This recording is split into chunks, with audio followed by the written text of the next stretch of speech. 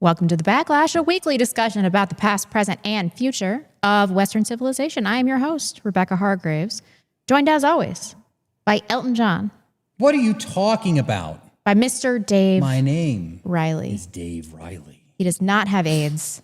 I do not have AIDS. He is not a musical genius on the level with Elton John. Well, actually, you're pretty good. I went to college for music. That is true. I did. That is true. I went to one of the most prestigious music schools. Go ahead and name drop it. Do in it. the world. I went to Berkeley. Yes. Actually. Yes, you did. So I am quite talented when it comes to music. I am a musical genius. Don't know what you're talking about. I stand corrected. And as always, Mr. Cameron McGregor, how are you doing? I must have seen 10 or 20 Elton Johns meandering through Central Europe, which has been overwhelmed by an army of hipsters. They're like a virus, these people. They spread everywhere and they ruin all of my favorite cities. Oh, I'm sorry to hear that. That's terrible. I hope that Prague's looking good, though. Cafes, kombucha, tattoo parlors, and people that look gender ambiguous. Yeah. Oh, my God. They do some things well. Handlebar mustaches, coffee, kombucha, which I love. Juice bars. Like their cafes. It's true. Yeah, I like a few hipster elements. You can find us on X Hold on. My head. I'm setting up all of the goals and all the streaming stuff and pinning all the tweets and doing all the hard work around here. Okay. All right? I'm a woman. What do you expect? What do you expect? This is what happens when you bring women in. You got to have. It was Elijah. Elijah said in our episode on Monday. woman zones. No, he does not work with any women unless they work exclusively remotely. Except for Sarah Stock. Yeah. Except for Sarah Stock. She is an exception. That's true. You can find us on X at Real Backlash, our website, thebacklash.net. Support us on subscribestar.com/thebacklash, patreon.com/thebacklash. Send your super chats that will be read live to thebacklash.net/superchat or our YouTube channel at Real Backlash. Here. Follow us on Rumble. That's Backlash Podcast. And I forgot to prep that we have an Instagram and a TikTok now. The I do not know. True.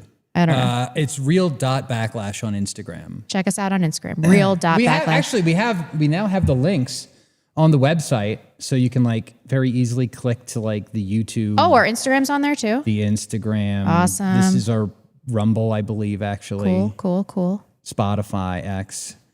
We also have a new little section under Support the Show, which should be working. A new merch section where you can buy a mug or an overpriced sweatshirt that says our podcast name on the front and back. Is the back.net. There we go. Good. Yeah, Good. Yeah. Please support us. So that this should way. be working. I might need to like do something. We like rolled this out on Monday and got zero orders. So it's like, okay, well, happy I didn't like go all in on buying a screen press machine, whatever.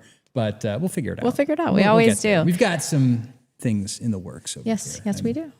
Stop rubbing your hands. Rubbing my hands. It's no good. We want to give a big thanks to Atlas Bullion, the premier gold and silver dealer. We're going to talk about them in a little bit. Idaho Tallow, that is skincare without endocrine disruptors, and Antelope Hill, the folks that will print literally anything. Thank you to our sponsors. We'll chat about you guys in a little bit. Let's do a little bit of bants up front. Do you know what I spent this week doing? It is shameful. Oh no. No, it's shameful. Lounging by the pool. No, it's floating more, down more the shameful river than that. So after high school, I kind of gave everybody the big F you, and I just like fucked off and never talked to anybody again. Right. Right. So it's been 20 years. I'm about to turn 38. Old. And it is true. I am old. And for some reason on Instagram this week, I just get inundated with suggested requests of people that I went to high school with. I have no idea why. I'm not in contact with anybody. I don't know why. And so I spent a lot of time this week catching up with people that I haven't thought about in 20 years. And you know what is the most surprising thing about all this? None of them are fat. No one is covered in tattoos. Nobody's life has fallen apart. They're all married to their first spouses, have beautiful families. It's like everybody's life is in order. Now, I know you can lie about this on social media, but I have heard horror stories about people's 20th high school reunions. And that's what I'm doing here. This is a surrogate 20th high school reunion just by following people on Instagram. Of people that have gained 100 pounds, that are thrice divorced, that are addicted to heroin. It was like none of that at all. And so I was wondering, your experiences, have people fared well from your high school if you are still in contact with anybody? Because I'm the disaster from my high school. You're the disaster? Well, I mean, they're like, what are you up to? I'm like, I have a very racist podcast and you can check it out, but don't send it to any of the people we know. And I heard a lot of people be like, I'm not easily offended. And then I go and I can tell they're like, you know, Christ first Protestant, Israel first Protestants. I'm like, ooh, man. You would not like this.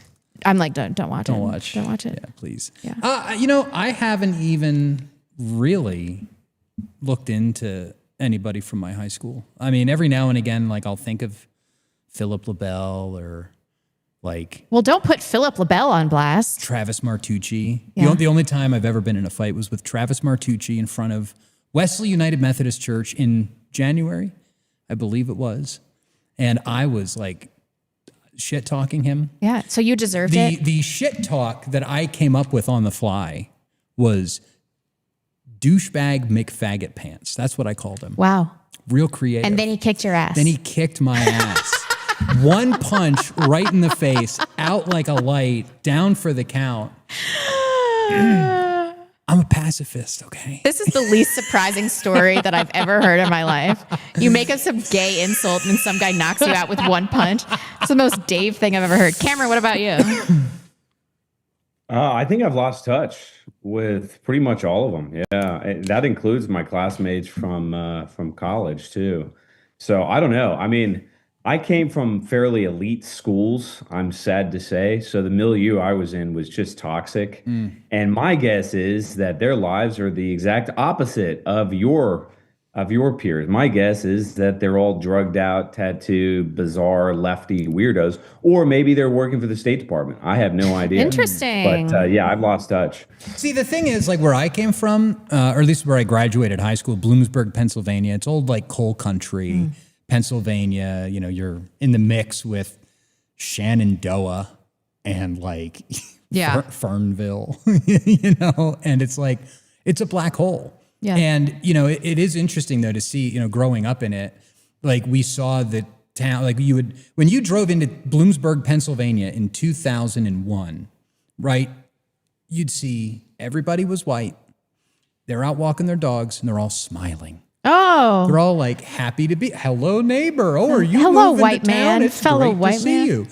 And now when you go there, most of the people walking around are black or brown. Oof. Anytime you see a white person, they look like they're on drugs or extremely depressed.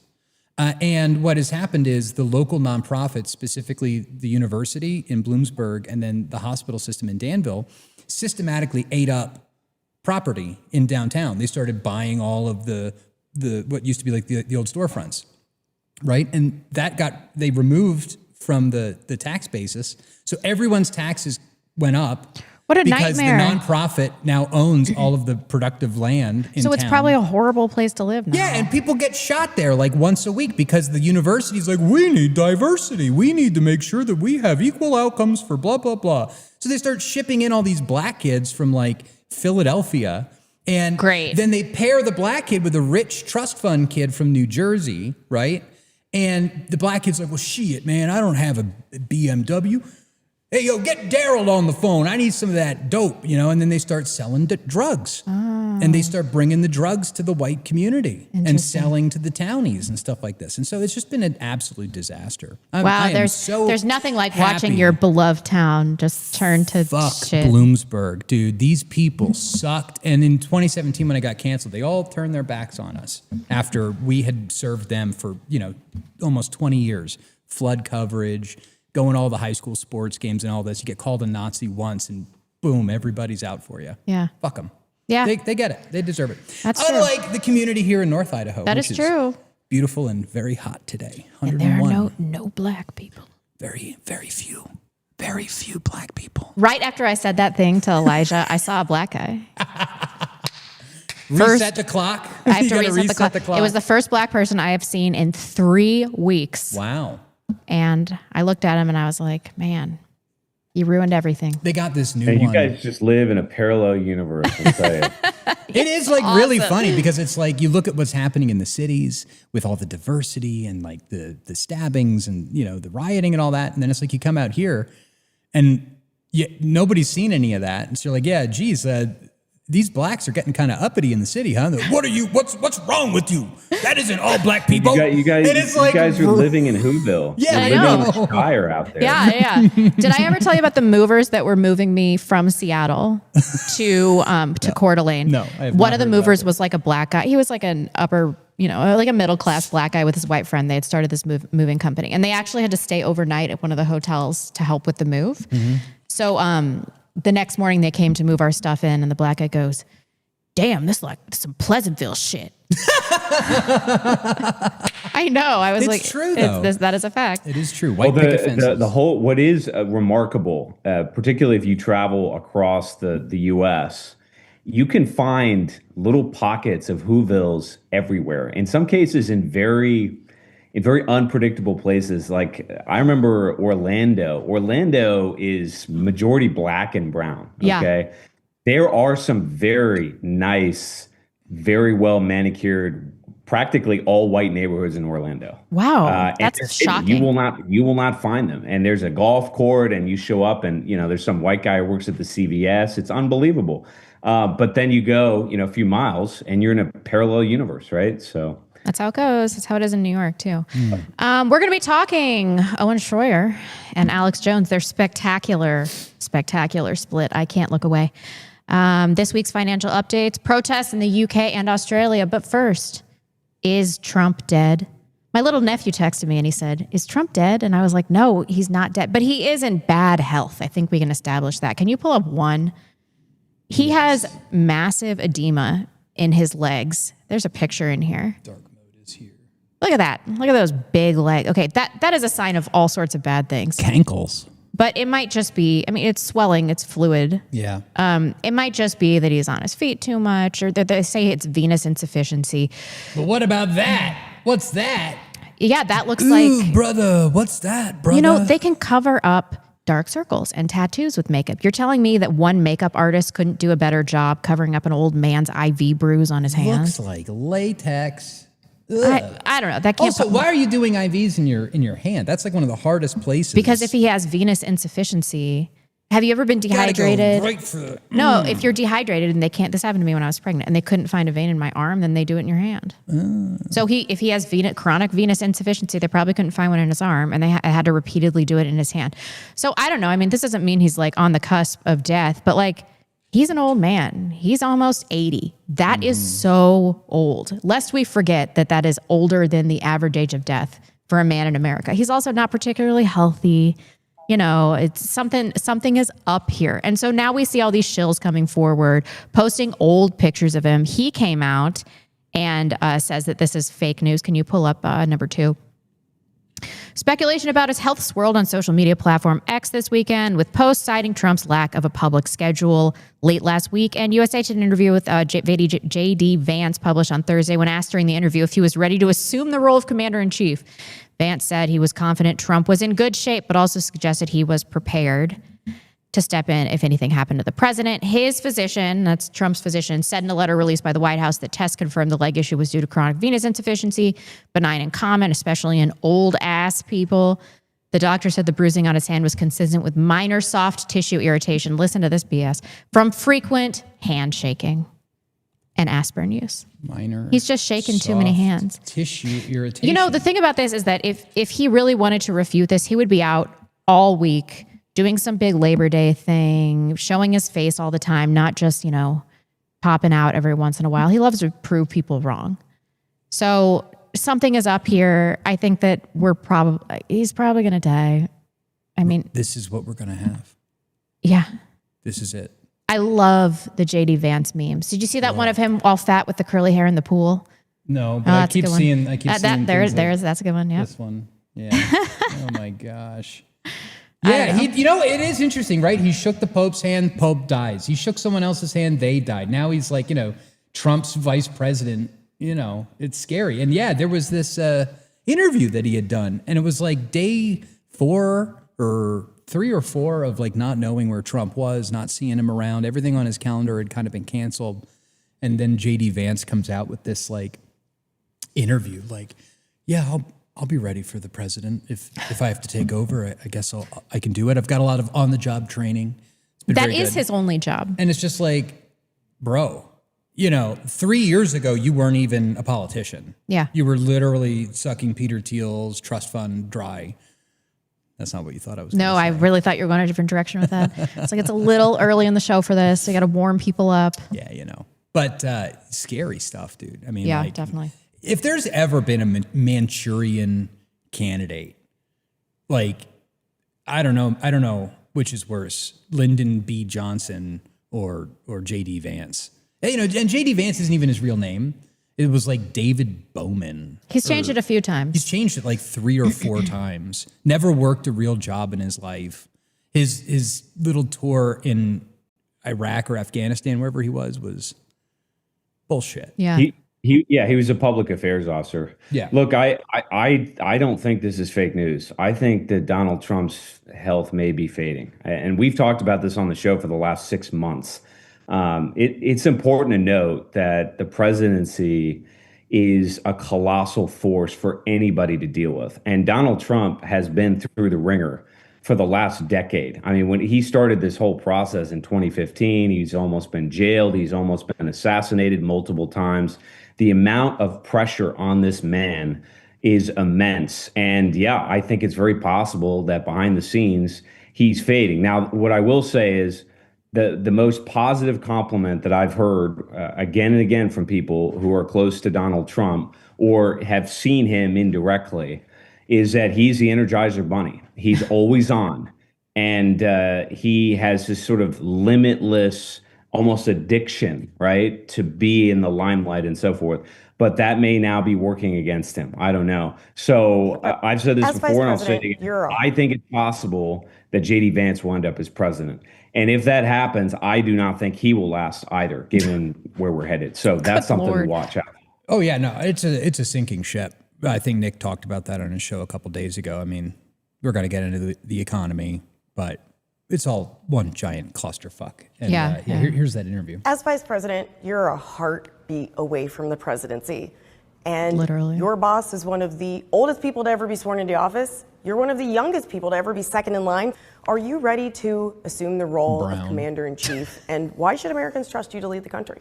Well, I've gotten a lot of good on-the-job training over the last 200 days, but also say that the president is in incredibly good health. He's got incredible energy.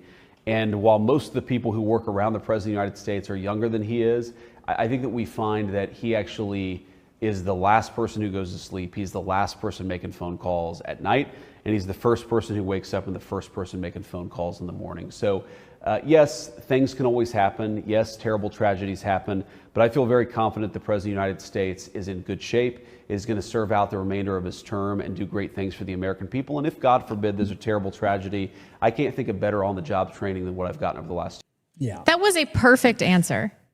Well, So it is, but it's also, I think it's probably true. I mean, this is what I've heard about Donald Trump. It's also a very bad idea. Yeah. So when Dwight Eisenhower was president, for example, I believe he put it in his orders to his aides that he was not to be disturbed at night unless there was something urgent that he had direct control over. And the reason Eisenhower issued that order is because he'd been a 5-star general. He had had very stressful jobs before. You can't work yourself into a lather like that. But this is Donald Trump, a man who is not disciplined, a man who does not have a sense of balance.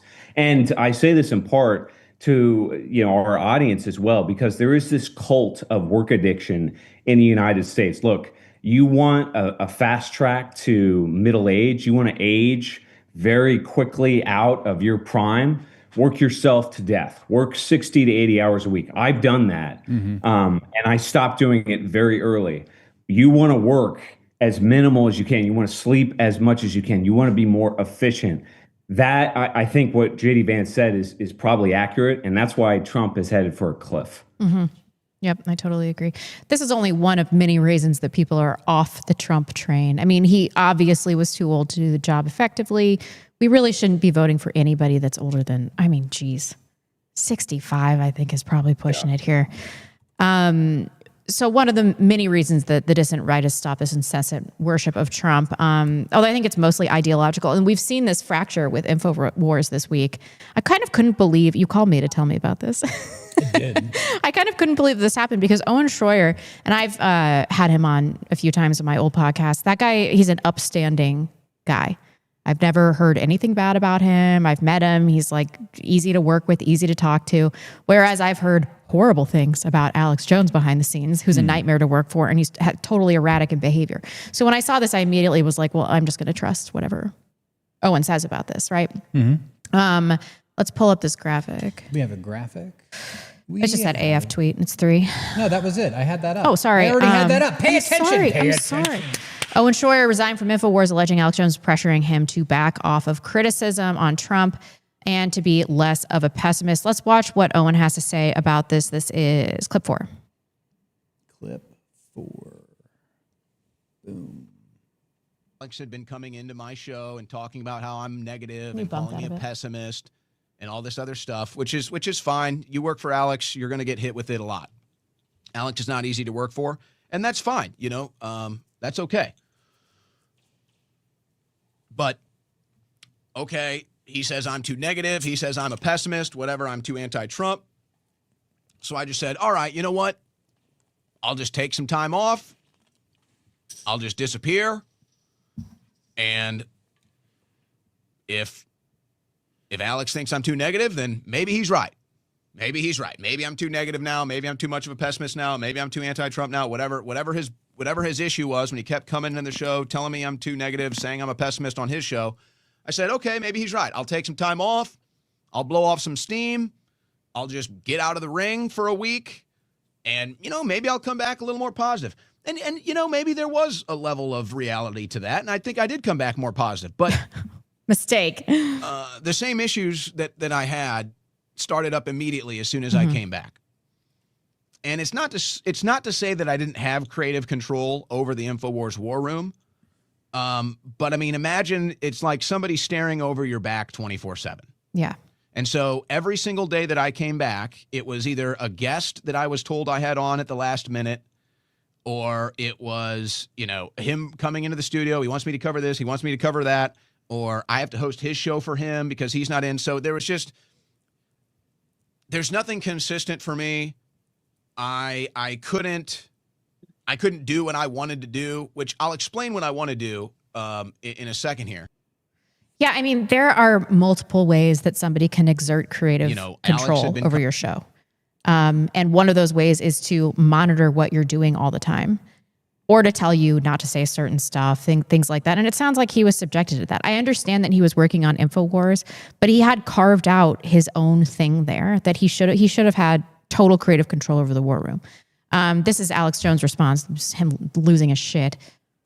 It's like Anakin Skywalker's become Darth Vader. Can we sing a song? Hey, when I go on the air, I'm letting you have it, Schroyer. You stabbed your brother in this operation in the back, and you're a fucking liar. Oh yeah, I mean, I agree. I didn't realize how upset you were. It's totally normal to go and do innuendo that you've been censored and controlled and got to go because you're talking bad about Trump and this stuff, and then later, hours later, go, oh no, he didn't censor me. All set up to boost himself off of lying about me. I don't ever get involved in infighting, but I've known somebody 10 years and they've been my friend, but he's gotten really dark, didn't talk to the crew the last 2 years. And so it's like a different person. I'm not here to be the villain for somebody's lie. So wait till you hear his phone call to me yesterday. He literally talked to me like I was a crack whore and he was a pimp. He's like, yeah, well, if you're desperate, pay me more, I'll stay. But I'm going to promote my new show on Infowars, huh? Let's take the high road. Really nice. I might do a week. I was like, man, this is really hurting my feelings, dude. No, it's all right. You don't have to come in. I hung up, started fucking crying. And then he goes on fucking air and lies about me. Fuck you, you fucking piece of shit. I won't fucking take people stabbing me in the back anymore. Fuck you. Good Lord. You know, Owen Schroyer went to jail for January 6th. Yes, he did. And wasn't he working for Infowars when he was there? That is correct. Yeah, so he went to jail for Alex Jones. He's been fiercely loyal to Alex Jones for the last decade. In media, that's like 1,000,000 years. Yeah. See, this is one of those funny things about doing a live show that I love. Because I completely fucking disagree. Are you serious? I'm on Team Alex Jones. Absolutely not. I am definitely taking Jones's side on this one. Why? Because, so first of all, there's this whole I remember my dad called me and he was all like, oh, what do you think about this whole thing? Like, blah, blah, blah. And I'm like, well, you can tune into the show today and we'll tell you. But there's been obviously a bunch of people thinking that this is just ginned up controversy. No, this is organic. To get more eyeballs on Infowars, more eyeballs on Owen. I don't think that's the case, but I do. I've been friends with the Infowars people for going on 8 years now. And everyone that yeah, working for Alex is a pain in the ass, duh, but it's the Alex Jones show. It's Infowars. You're at the war room. The war room was not the Alex Jones show. No. But the war room is a part of the Alex Jones network. Yeah. But yeah. But the pretense was that he would have creative control over his own show. He did have creative control, but at the same time, if we had a network here where we had a morning show, an afternoon show, and an evening show, and then for example, Arval was in studio, which might be happening next Monday, by the way. It is. He's confirmed. Then I would be like, well, hey, we've got this guy here. You should bring him on your show. Yeah. So I don't know, Roger Stone shows up for a segment with Alex. Yeah, hang out for a bit and do a segment on the War Room or whatever. So I definitely, and I've been there, you know what I mean? I've been there working with the greats and, you're not getting the recognition or whatever. But, and it is really funny too, right? Because Owen is getting told off by Alex Jones, and then I got told off by E. Michael Jones. So you would initially think that Owen and I should have each other's back. I know. But no, I think that Owen wanted to do something that just wasn't what Infowars is. And then he got mad at Infowars for not being what he wanted it to be. Well, maybe it turned into something else. Infowars has been, It's been having major financial problems. It's been a really stressful work environment. He's been loyal for 10 years. I mean, and he has been pessimistic about Trump, which is not a bad thing. I think he hasn't been pessimistic as he has been realistic about the Trump situation. I just don't think that that's the real reason. I think that definitely has something to do with it. I think I'm emotionally invested in it because this is what happened with my old boss. Oh, okay. See, so you're projecting your onto it. You're projecting. I'm projecting my, with E. Michael on it. Because there's more than one way to censor somebody, right? Yeah, I guess. But I mean, like, Harrison's been going hard. Yeah, that's true. Harrison goes hard as fuck, and he doesn't give a shit. And, I think that because, like when I was working at Culture Wars, it's like I wanted him to be doing more, but it wasn't what he wanted to do, right? And like every time we had like an increase in sales, Mrs. Jones would get pissed because now that meant more paperwork for her. So she didn't actually want the magazine to like blow up. And but what sell a is bunch of Owen books, supposed to do? He's supposed to wither on the vine. He's a young man with a lot of talent and a lot of energy. I mean, if I were there, I would have parted ways, kept it amicable. He tried to keep it amicable. No, he didn't. He came out and said that he was being censored by Alex Jones. And of course, in this day and age, being censored is what gives you credibility. Right, so it's like, I got censored for this thing. I think he probably did get censored. I don't think he did. Cameron, do you have an opinion about this? He wanted. Cameron's like, I don't care. I certainly do not. But what I will say is that the great Ralph Waldo Emerson said that every institution is the length and shadow of one man. Mm-hmm. Alex Jones, as Dave said, is Infowars. It's his length and shadow. But when we started the backlash, I was somewhat puzzled that Rebecca and Vince asked me to join because I don't have a big following and I'm not really a social media person. I'm learning, from you guys. You guys are the veterans, right? But Rebecca said, I really would like you to join because I think you have a new idea or new ideas. I think that you think about things differently, so forth and so on. I think the landscape is changing. And that is absolutely the case. The media landscape, particularly the alt media, which birthed, 10, 15 years ago, that is shifting. And Alex Jones represents the old guard. And so to some degree, this feud, and I'm superimposing a broader framework on it, I don't know the particulars, but I do think that there is a shift and a new direction. And we're going to talk about more later in the show. But there is very definitely sort of tectonic plates that are shifting in the media landscape, in the political landscape, in the economy and beyond. And the old guard is having trouble understanding it because their frame of reference is 20 years, 30 years, 40 years old. And Alex Jones, like the rest of us, has fallen victim to that. That's my sense. And I think he's taking it personally, which is why he's so upset about it. But, his kind of media is going the way of the dodo bird, and he has to accept that. And it's sad. It's like a ballerina aging out. It's sad. It's depressing for all people to watch, but you have to do it with grace. Otherwise, everybody just feels sorry for you. And is there anything worse than having pity, like widespread pity for you and your situation?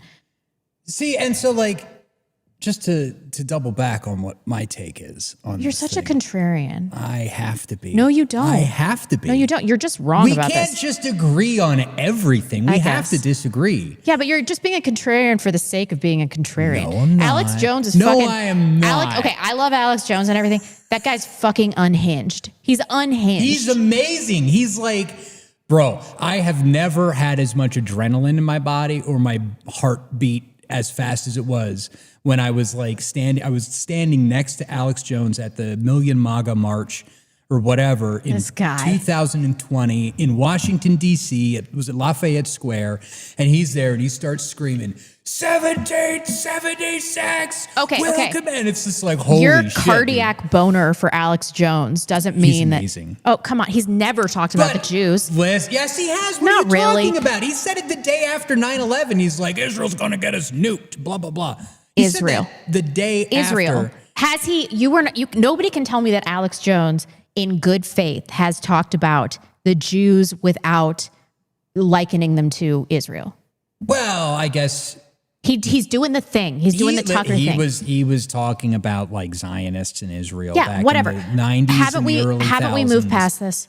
Yeah, but we're talking We're not about taking 15,000. this shit. We're not taking this shit from Tucker, okay? No kid, I'm just saying, like, he's Unc. He's like Granddaddy Jones. Like, Yeah, what are you I know. talking about? I'm So anyway, sorry. the point is that, like, if I were in Owen's shoes, right, this idea of the network getting taken away, getting shut down, getting, bought out by the Onion and all this stuff, and you're just like sitting there like everything's in the balance. I think he's married and has kids. So it's like, I get it. Like, that's got to be kind of difficult to navigate. And then it's like, okay, well, the federal government's just going to come in and shut Infowars down. So this is a peaceful way for me to leave Infowars with no bad blood, but then it doesn't happen. And it keeps not happening. And Alex Jones hits this incredible streak of luck where he's been able to keep Infowars, right? Then Alex Jones should have been like, should have seen that he should let him go and done that fatherly thing is like, go forth and be the new vanguard. I don't know. I mean, I think that he was talking about, if you go and watch his hour-long stream, which I watched did, it. I mean, I'm convinced by it. I am. I watched both streams.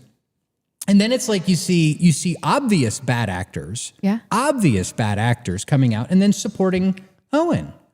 Okay, Milo's take on the fatherly relationship between Alex Jones and Owen. The goofy fan fiction thing that he wrote? That was amazing. Yeah. That was fan fiction, bro.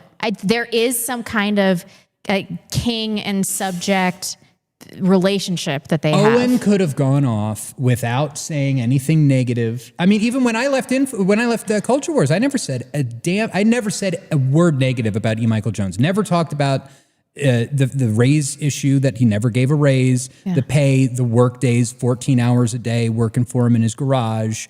See, he's never talked about it. I've never talked about this stuff until he accused me of being a fad and saying that I encouraged him to give a Nazi salute when I have the video evidence of me telling him not to do it. People have to understand these things spiral out of control really quickly. This is exactly what happened with Matt Christensen. I wrote a statement that was very contained, I thought.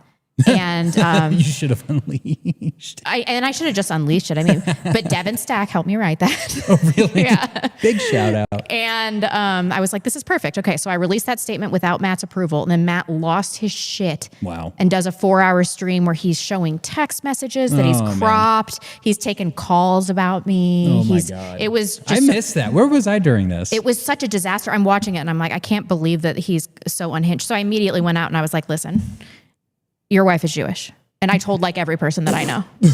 Like every single person that I know. That's true. And it didn't have to be warfare like this, but these things, they precipitate. Yeah. Listen, I think that I am still, and I tweeted about that. I'm excited for Owen to be off on his own and doing his own thing. I think it's great. I think having independent people out there, independent media is great. I also think that Alex Jones is going to continue to be Alex Jones. And that's also great. And it's been great seeing him bringing on, people like Nick Fuentes and others that have been talking the way that we're talking. I don't know, man. They're toast. He's a pipeline. He's a part of the pipeline. No, I think that you're married to this 2017 idea of the movement and you're nostalgic, and Alex Jones is not offering the movement anything anymore. You know who is, though? Harrison. Well, Harrison is a part of Infowars. Yeah, but he's also his own thing. And the only reason that I even think about... this is why I'm saying, Owen didn't need to go off and do Alex dirty this way. He didn't. I think he did. Alex lost his damn mind. People were going to ask questions. He had to give a basic... He had to give a basic explanation of why he was leaving. And you're trying to tell me that Alex wouldn't have come out and aired all this dirty laundry anyway? That guy has no emotional control. He would have done it anyway. No. Oh, my God. He put out a tweet saying congratulations to Owen. Oh, whatever. And then he deleted it after he saw the live stream. Alex Jones, butthole. All right, whatever. Listen, I want to get Alex on. We get Owen on. We get them on together. We all kiss and make up. That is never going to happen. It could on. You think we're going to broker a relationship mending agreement? Just make sure Jack Cruz is on that one too. We could bring him in as a mediator. Yeah, really. He can come in studio and not wear a shirt. Have him come back. That is still our #1 episode. Yeah, what a nightmare. That was our #1 episode. Elijah comes on. He's like, I'm kind of being mentored. I want to bring him back. I want to bring him back. Never. How do I even transition to a boring financial discussion now? I can't do it. Well, Jack Cruz was talking a lot about the imminent collapse of the global financial system and all of this, and that could make a good transition. We'll use that. Okay. What he said. He said. Okay, let's talk about news that actually matters. I know. Not petty infighting. This is not petty though. What, the Alex Jones thing? It's not petty. It's a changing of the guard in like the biggest dissident media organization. This is huge. It's big. It's happening everywhere. These shows aren't just falling apart for no reason. Yeah, well, I mean, and especially on the left, I think it has a lot to do with like the USAID stuff getting cut. I think, most of that leftist media was just bullshit cut out anyway. By the way, this weekend, speaking of all of that, is Pride in Boise. Seriously? Oh, in Boise? Oh, yeah, Boise. Who cares? Boise has June and September are both Pride months. Whatever. Just saying. Big what Pride. A nightmare. Big Pride parade. Can you pull up 6? This 10-year treasury bonds in various countries. Down in Boise. Man, Sweet look Jesus, at this. Mother Mary of Bethlehem. So obviously, as treasury bonds become less desirable and more necessary for various governments, you see interest rates increase to offer an incentive. And look at this UK 10-year bond, 4.829%. Can you believe that? Let's look at 30-year government bond yields. This has an emphasis on the UK as an outlier. This is clip 7.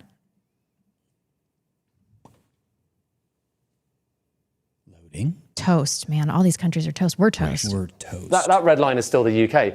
This kind of area is where the rest of the G7, except for Japan, are. And I think the striking thing, Wolf, to look at here is, in a period kind of around the pandemic, and actually for kind of quite a few years before that, look at where the red line is in relation to this area. So that's the highest, the lowest within the rest of the G7 minus Japan. The UK was kind of middle of the pack. And then suddenly, look at that around COVID, the mini budget, man. It kind of goes up above the rest of the pack. And that's the kind of moment everyone was concerned about.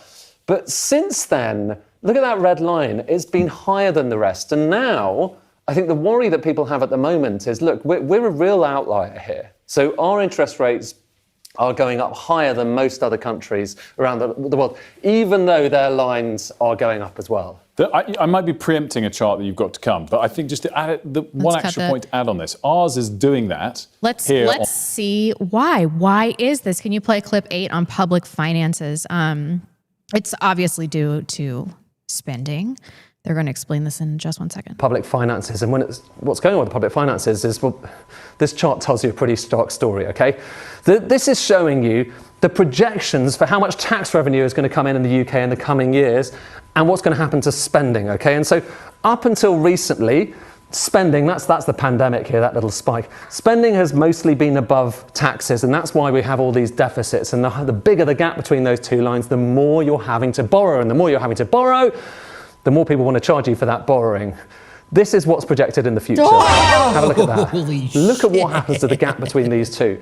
And if you're kind of worried about the Chancellor being able to cut back on spending, then you get very worried about a line like that. And if we kind of break it down, the kinds of things that are responsible for this, we'll take that bar and we'll kind of disaggregate all of the things that are driving higher debt.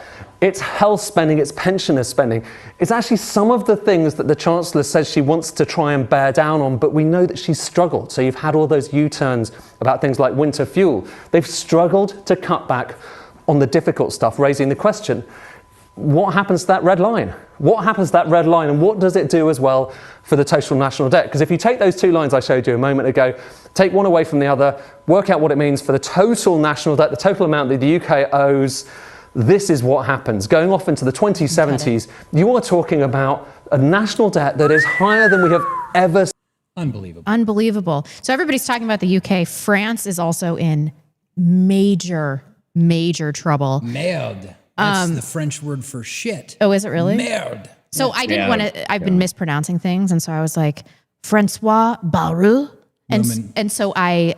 Woman moment. Well, no. So I like looked it up, like how to say it in French. And the guy that said it, it was like so guttural. And I was Bayrou. Yeah. I was like, I'm just going to call him Bayrou. Okay. How do you spell it? It's Bayrou. Bayrou. Yeah, I don't know. So French Prime Minister, Francois Bayrou, calls for Parliament to hold an earlier than expected vote of confidence in him. Let's play clip 9, then we'll talk about why. Good morning, Rosie. Hi. You may be thinking sort of got deja vu here, literally, because we just had a vote of no confidence in the French government. Yeah. Why has the new French Prime Minister made this gamble and called the confidence vote on himself? Well, essentially what he's trying to do is get a budget passed that his predecessor was thwarted by. You'll remember that he's the second prime minister for France in the last year since Emmanuel Macron made that fated decision after a dismal performance in the European parliamentary elections a year or so ago to then dissolve parliament, call a parliamentary election, and that delivered a three-way split. He initially put in place as a prime minister the former Brexit negotiator, Michel Barnier. He tried to push through an austerity budget. He went through 3 months of wrangling and eventually stepped down in December of last year. And then he was replaced by the 74-year-old François Bayrou, another, this time a stalwart figure who's been very much a sort of mentor to Emmanuel Macron. And he's made it very clear that he's in no mood for dilly-dallying for the next 3 months between September and December. What he wants to do is essentially play a political game of chicken and to say, look, I'm going to link this austerity budget to a vote of no confidence. So it's up to you, opposition parties. If you want to vote the budget down, you have to vote my government down. And then that is explicitly the choice you're making for the French people. More political turmoil. Right. Can you pull for up the moment, what we have? That woman is so French. The Al Jazeera article, it's number 10. Financial markets were rattled after Bayrou's announcement on August 26th. The interest payments on 10-year bonds rose to 3.5% on Monday, higher than debt-riddled Greece's 3.36%, no matter what. UK was at, 4.829? What are Bayrou's budget proposals that are calling for this? At first blush, France's economy appears to be doing relatively well. The debt pile is lower relative to the size of its economy than in Italy, and the cost of financing the annual interest on its debt is well below that of the UK. But Paris is struggling to keep a lid on spending. Last year, France's budget deficit reached 5.8%. That's 169 billion euros of its gross GDP. The official EU target is no more than 3%, so nearly doubling the official EU target. Investors worry that France's persistent deficits will cause ever higher debt ratios and undermine its credit score.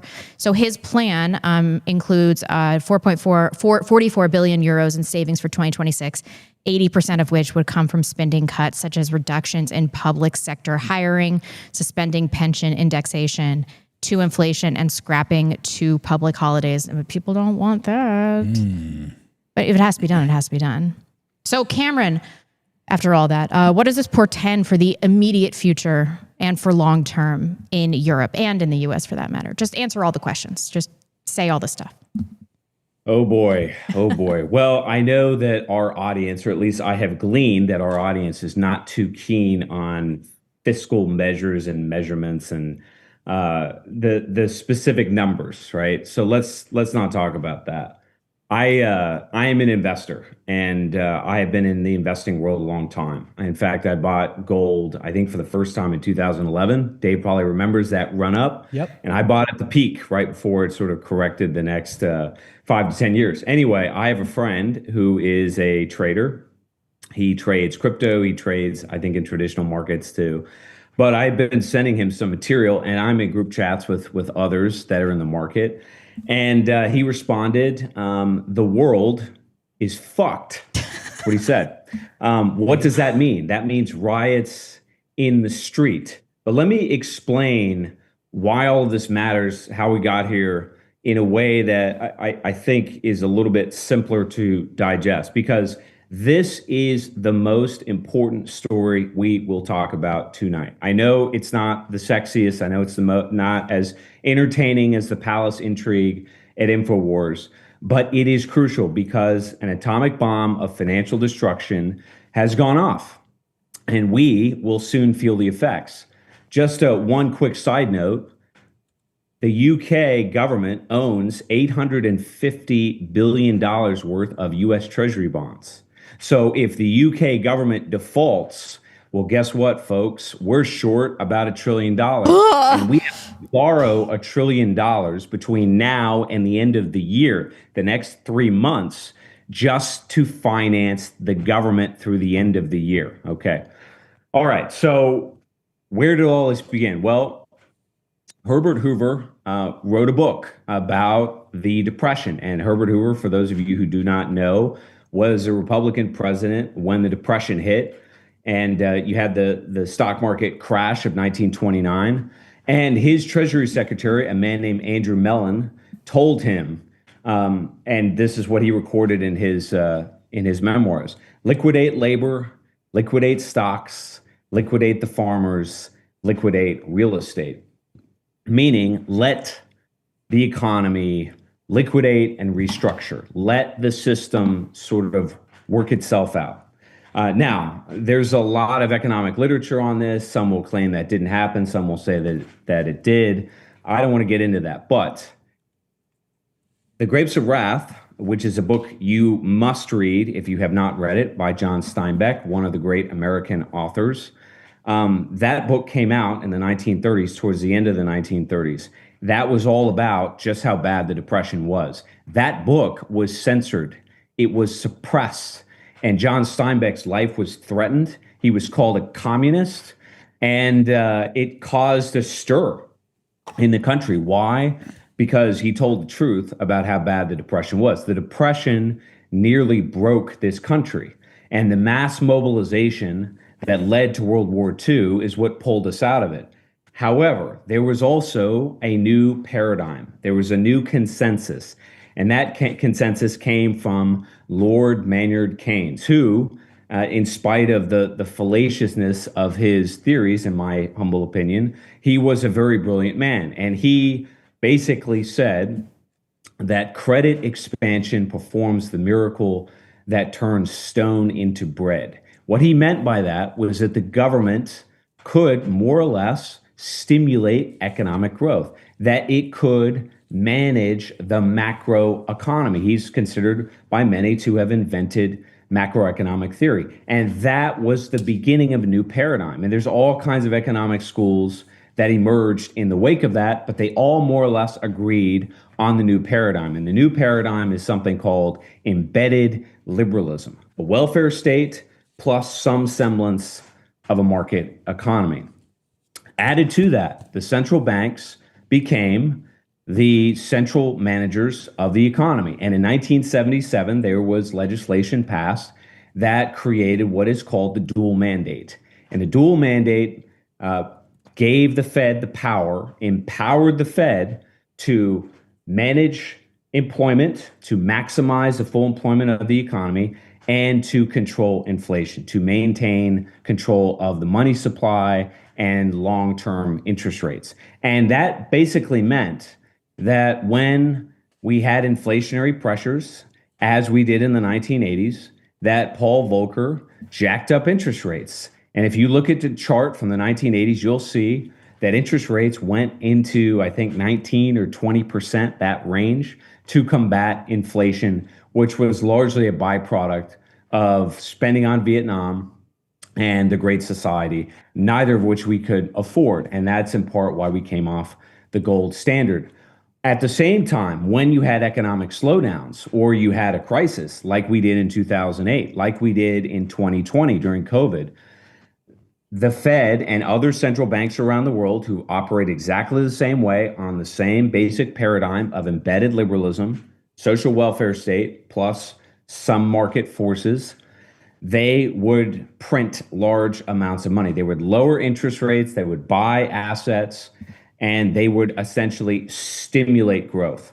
Well, ladies and gentlemen, since COVID hit in 2020, we have printed an ungodly amount of money, but there's a massive problem. That is that we have inflation that is rising, and we have growth that is anemic. It's dead.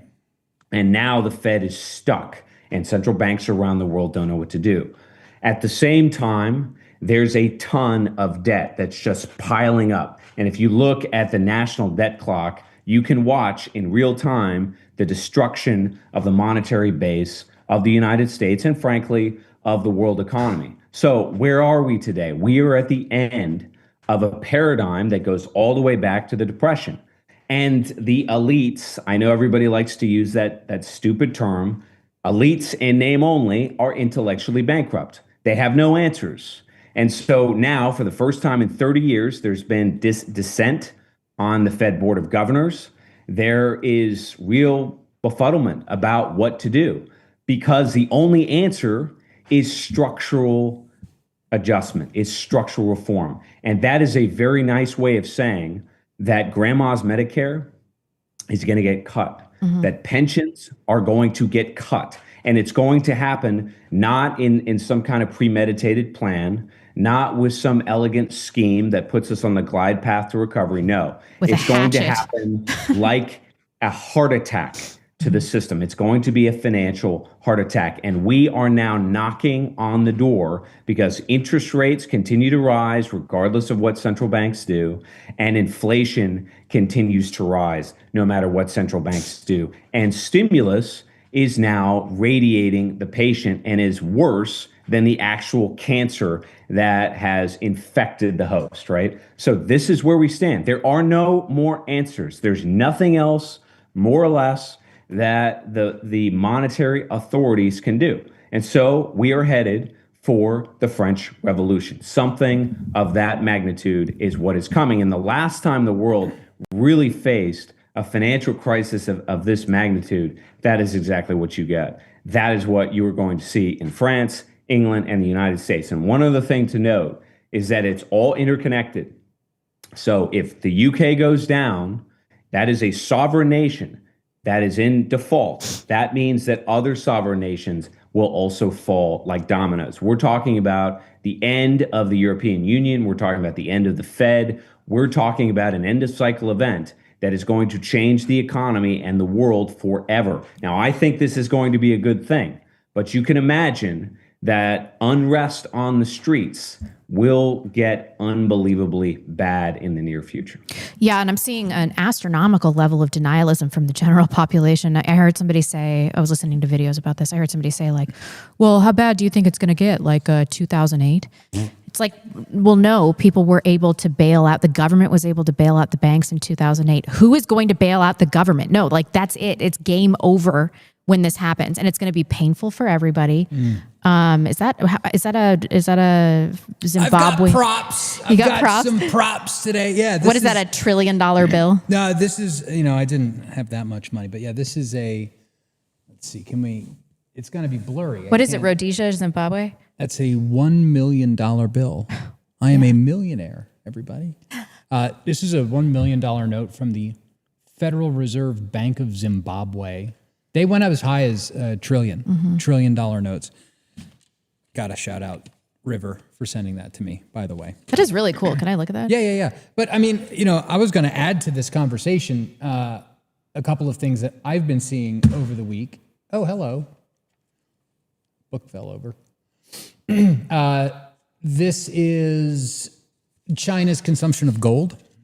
If you can see on the chart, it's very low, it's very low, it's very low. 2024 hits, and it has gone through the roof. It's the hockey stick doesn't even begin to explain this. So China's been loading up on gold like never before.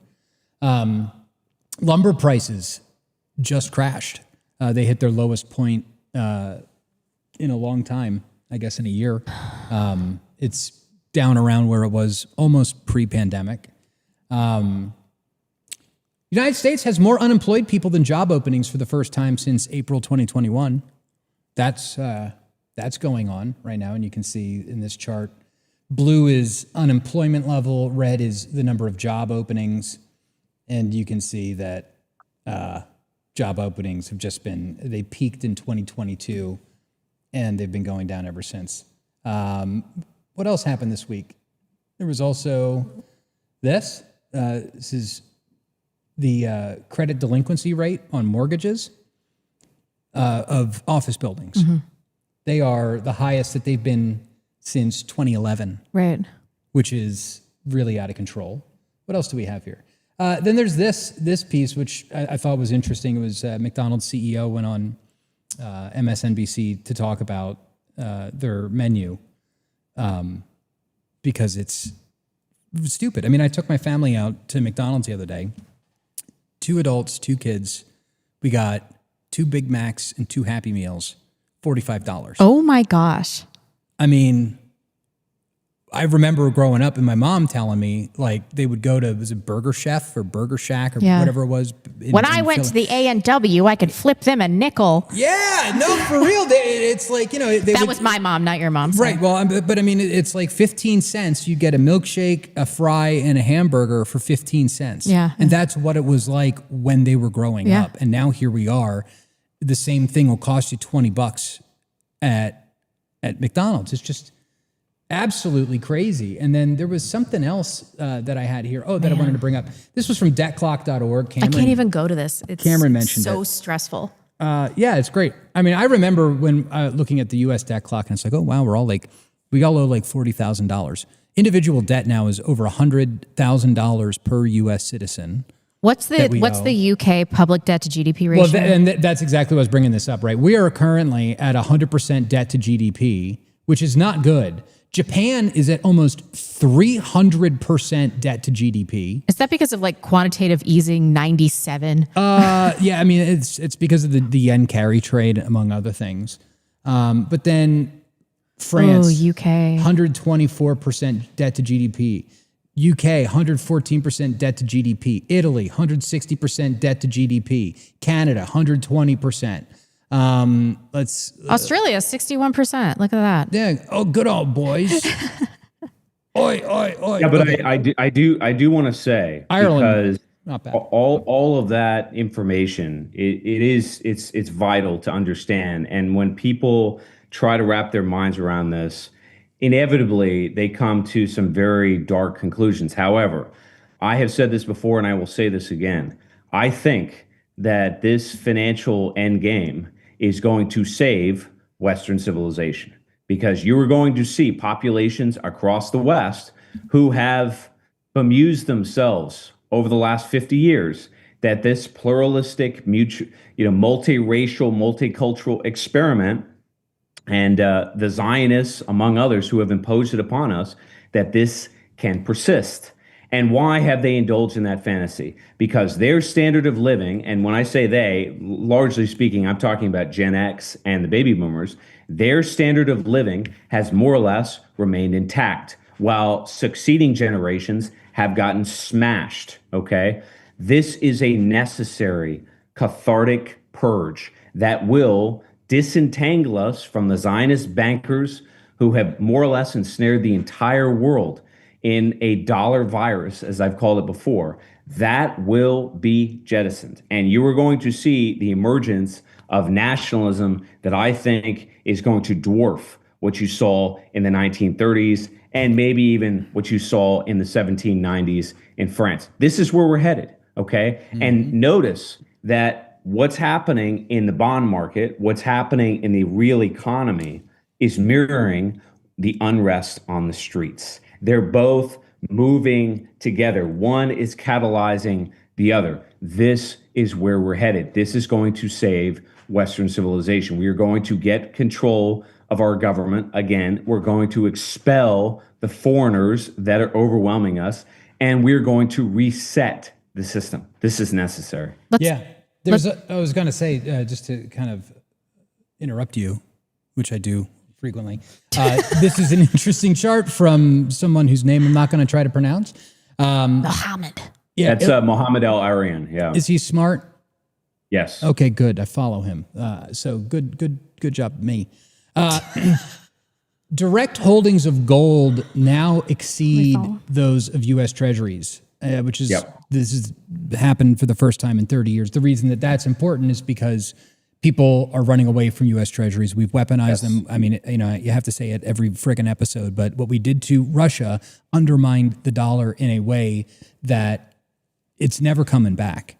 The cat is out of the bag. We've revealed that U.S. dollars are a weapon, and everybody's dropping them. If you look at gold demand, this is from usdebtclock.org, China is just kicking our ass. 36 million, I believe this is, ounces.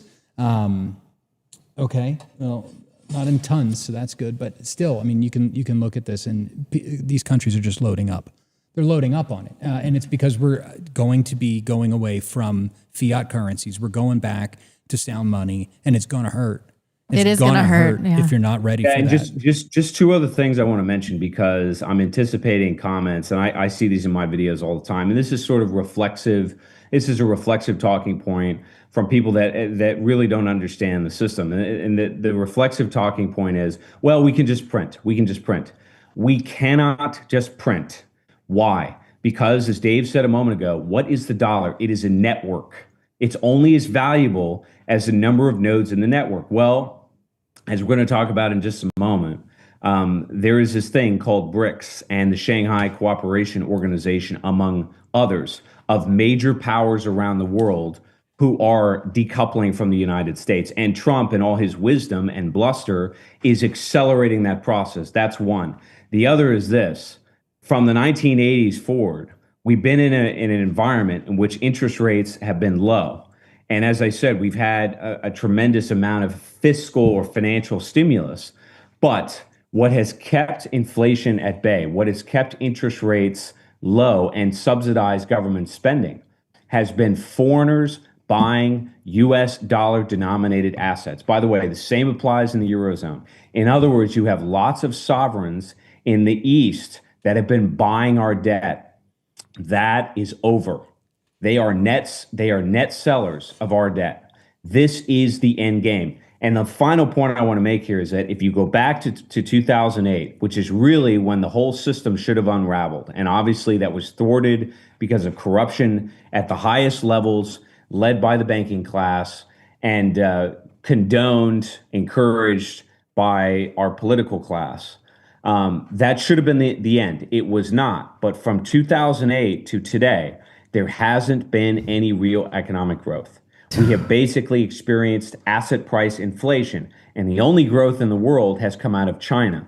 So China's growth, coupled with foreigners buying our debt, is the only thing that has kept us afloat. Not Federal Reserve money printing, not monetary magic, okay? Those dynamics are now changing. And as a result, interest rates are skyrocketing, and we are in the debt doom loop. Yep. I have something of a probably stupid question, but who would even buy our T-bonds at this point?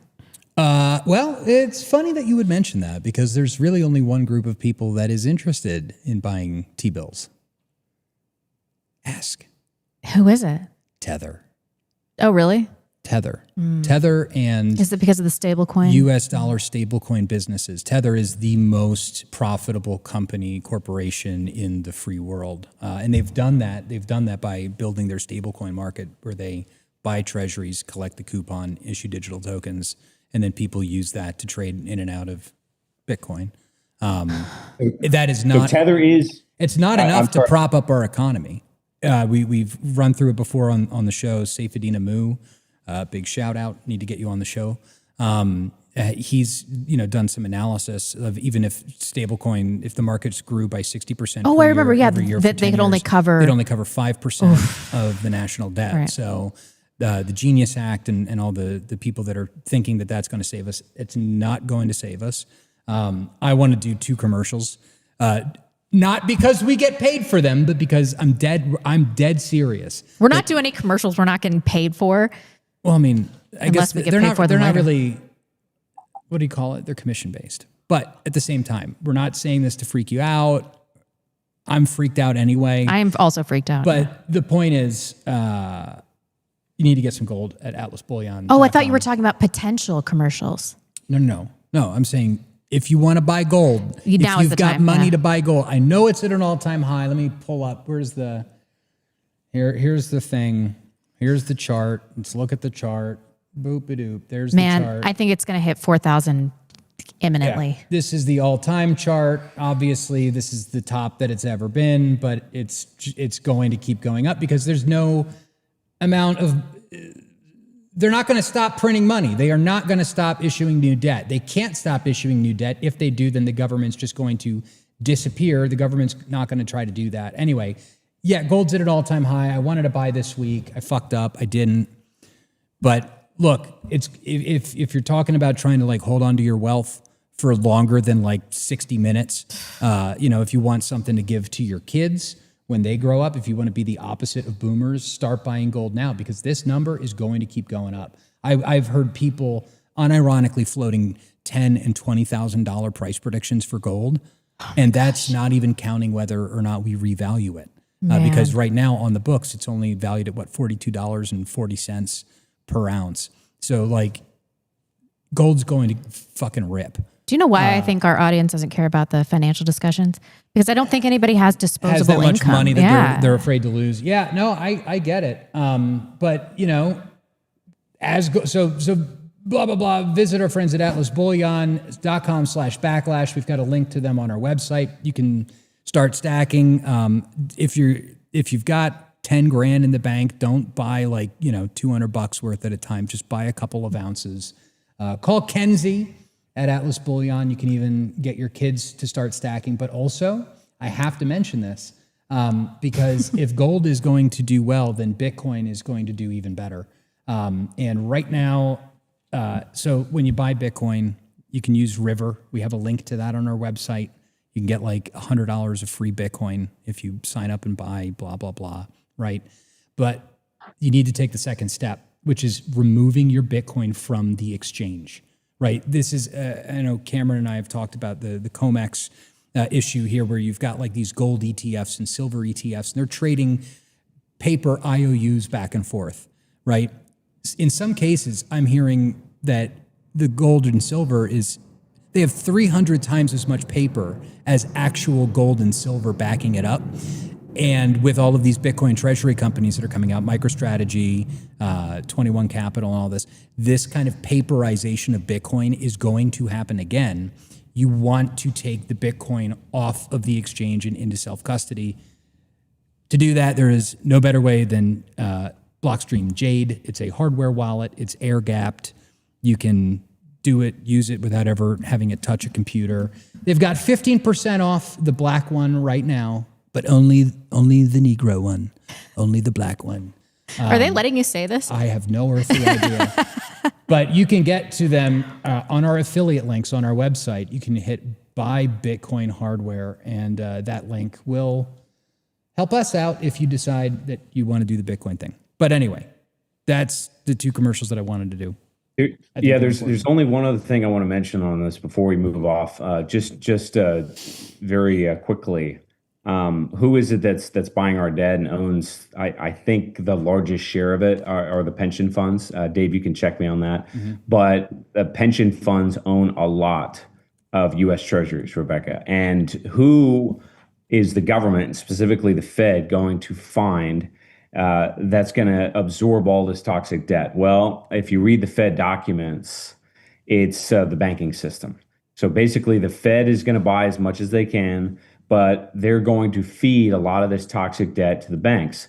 That means that you're going to see bank runs. Yep. And a classic example of this is Bank of America. Bank of America has almost $1 trillion in unrealized losses. That means that Bank of America, as we're speaking tonight, is bankrupt.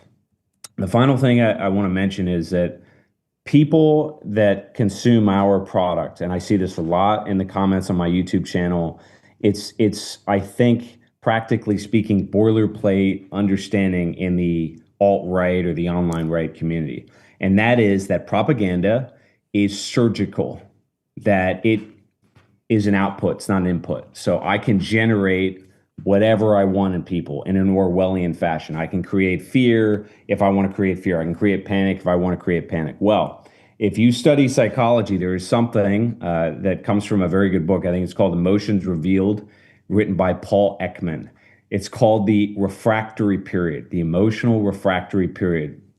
When you feel an emotion like fear or panic, and you are in the refractory period, in other words, you're freshly feeling that sentiment, everything that you experience stimulates that same sentiment back to you. So in other words, if I'm in an angry state and I just went into that refractory period, in other words, there's a period of time within which I have to digest that emotion.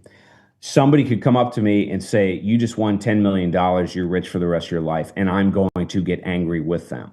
The reason I say that is because very soon you're going to see market sentiment shift and people are going to get scared.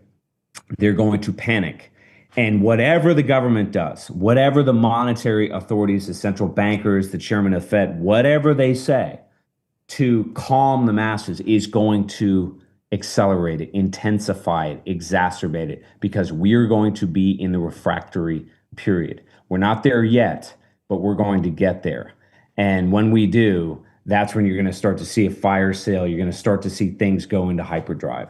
So just bear in mind that you have been accustomed to a frame of thinking about the world that's rooted in an assumption that the elites propagandize with surgical precision and control the population. That paradigm is about to flip. On an individual basis, do you think that we should stop ourselves from making any financial decisions while we are in a refractory period? Yes, absolutely. And this is one of the reasons why people lose money, right? Because they get emotional and they start making reactive decisions. What you want to do as much as possible is have a plan, and you stick to that plan, and you try to suppress your emotions. That's very, very difficult to do. But if you understand what we're talking about on this program, and you do a little bit of prep work, and we've talked about how you can do that before, evaluate the bank that you're using. I mean, really, talk to the bankers. You can go to your local branch, find out how much cash on hand you need to pay for groceries for 90 days, right? Something of that nature. Have gold and silver. Have money that's outside the banking system, because when these things start, they happen very, very fast, and your capital, your liquidity can be locked up. Your life savings can disappear. I mean, this is no joke. This is what happened in the Depression. That's why I mentioned it earlier. That's why I talked about John Steinbeck. And I mentioned the blowback that he got, because things get very shaky and fragile, and all manner of disruption can happen. So have a plan, because if you fall into the refractory period, you're going to make poor decisions. Yeah. Oh yeah, that especially happens with people when they're like shitcoin gambling. Oh yeah. Holy shit! It's like, they'll see all the meme coin went up 1,000%, and they go, oh damn, I was in Pepe coin, I should be in fart coin, and then they sell all their Pepe coin and go into fart coin, and then fart coin rugs, and then it's like, oh, I should have been in PP coin, or what I mean. Or, I did that with Bitcoin too. Yeah. And you've got to have conviction. You've got to is the government going to magically cut the budgets, cut the pensions? I mean, I know in Idaho there's a push now for widespread pension reform. It's out of control. The amount, I think it's over 50% of the budget at this point is just paying pensions, and every year it keeps going up and keeps going up. They haven't reformed any of it. There's no way that can get paid out even now, let alone in another 10 years. When the state of Idaho has, 4 million people in it? We're at 2 million now. They're projecting that we could have up to 5 million by 2060. Good grief. Yeah.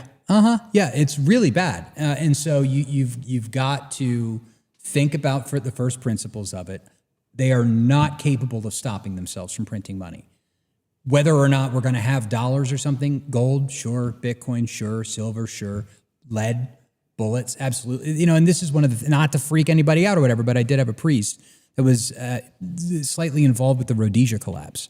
And what he said, in that country, when the currency collapsed, it didn't even actually go to things like gold and silver for barter. It was tradables. It was Bic lighters, cigarettes, those little 1 ounce bottles of like vodka, they're called nips or whatever, vials of penicillin, cans of tuna.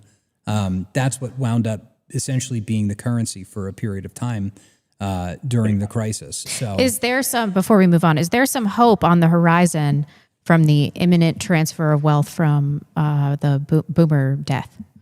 Not really.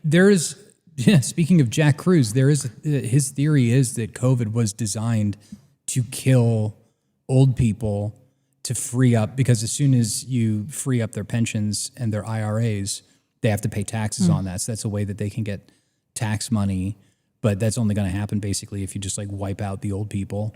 That's a stupid theory. It's an interesting theory. Look, the Prime Minister of France, who's about to be removed from power because he's going to be voted out by the left, right? There is no left. There's really no right in any of the Western countries anymore at all. they're all socialists, right? They all accept the paradigm of embedded liberalism, as I described earlier.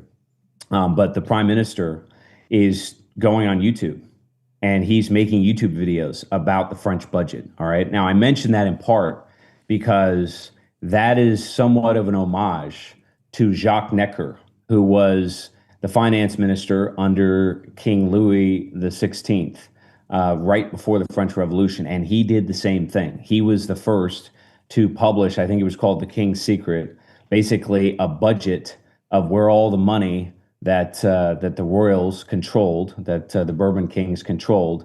And needless to say, it caused an uproar, right? Because at the time, it was very similar to what we're experiencing today. It was a grift machine.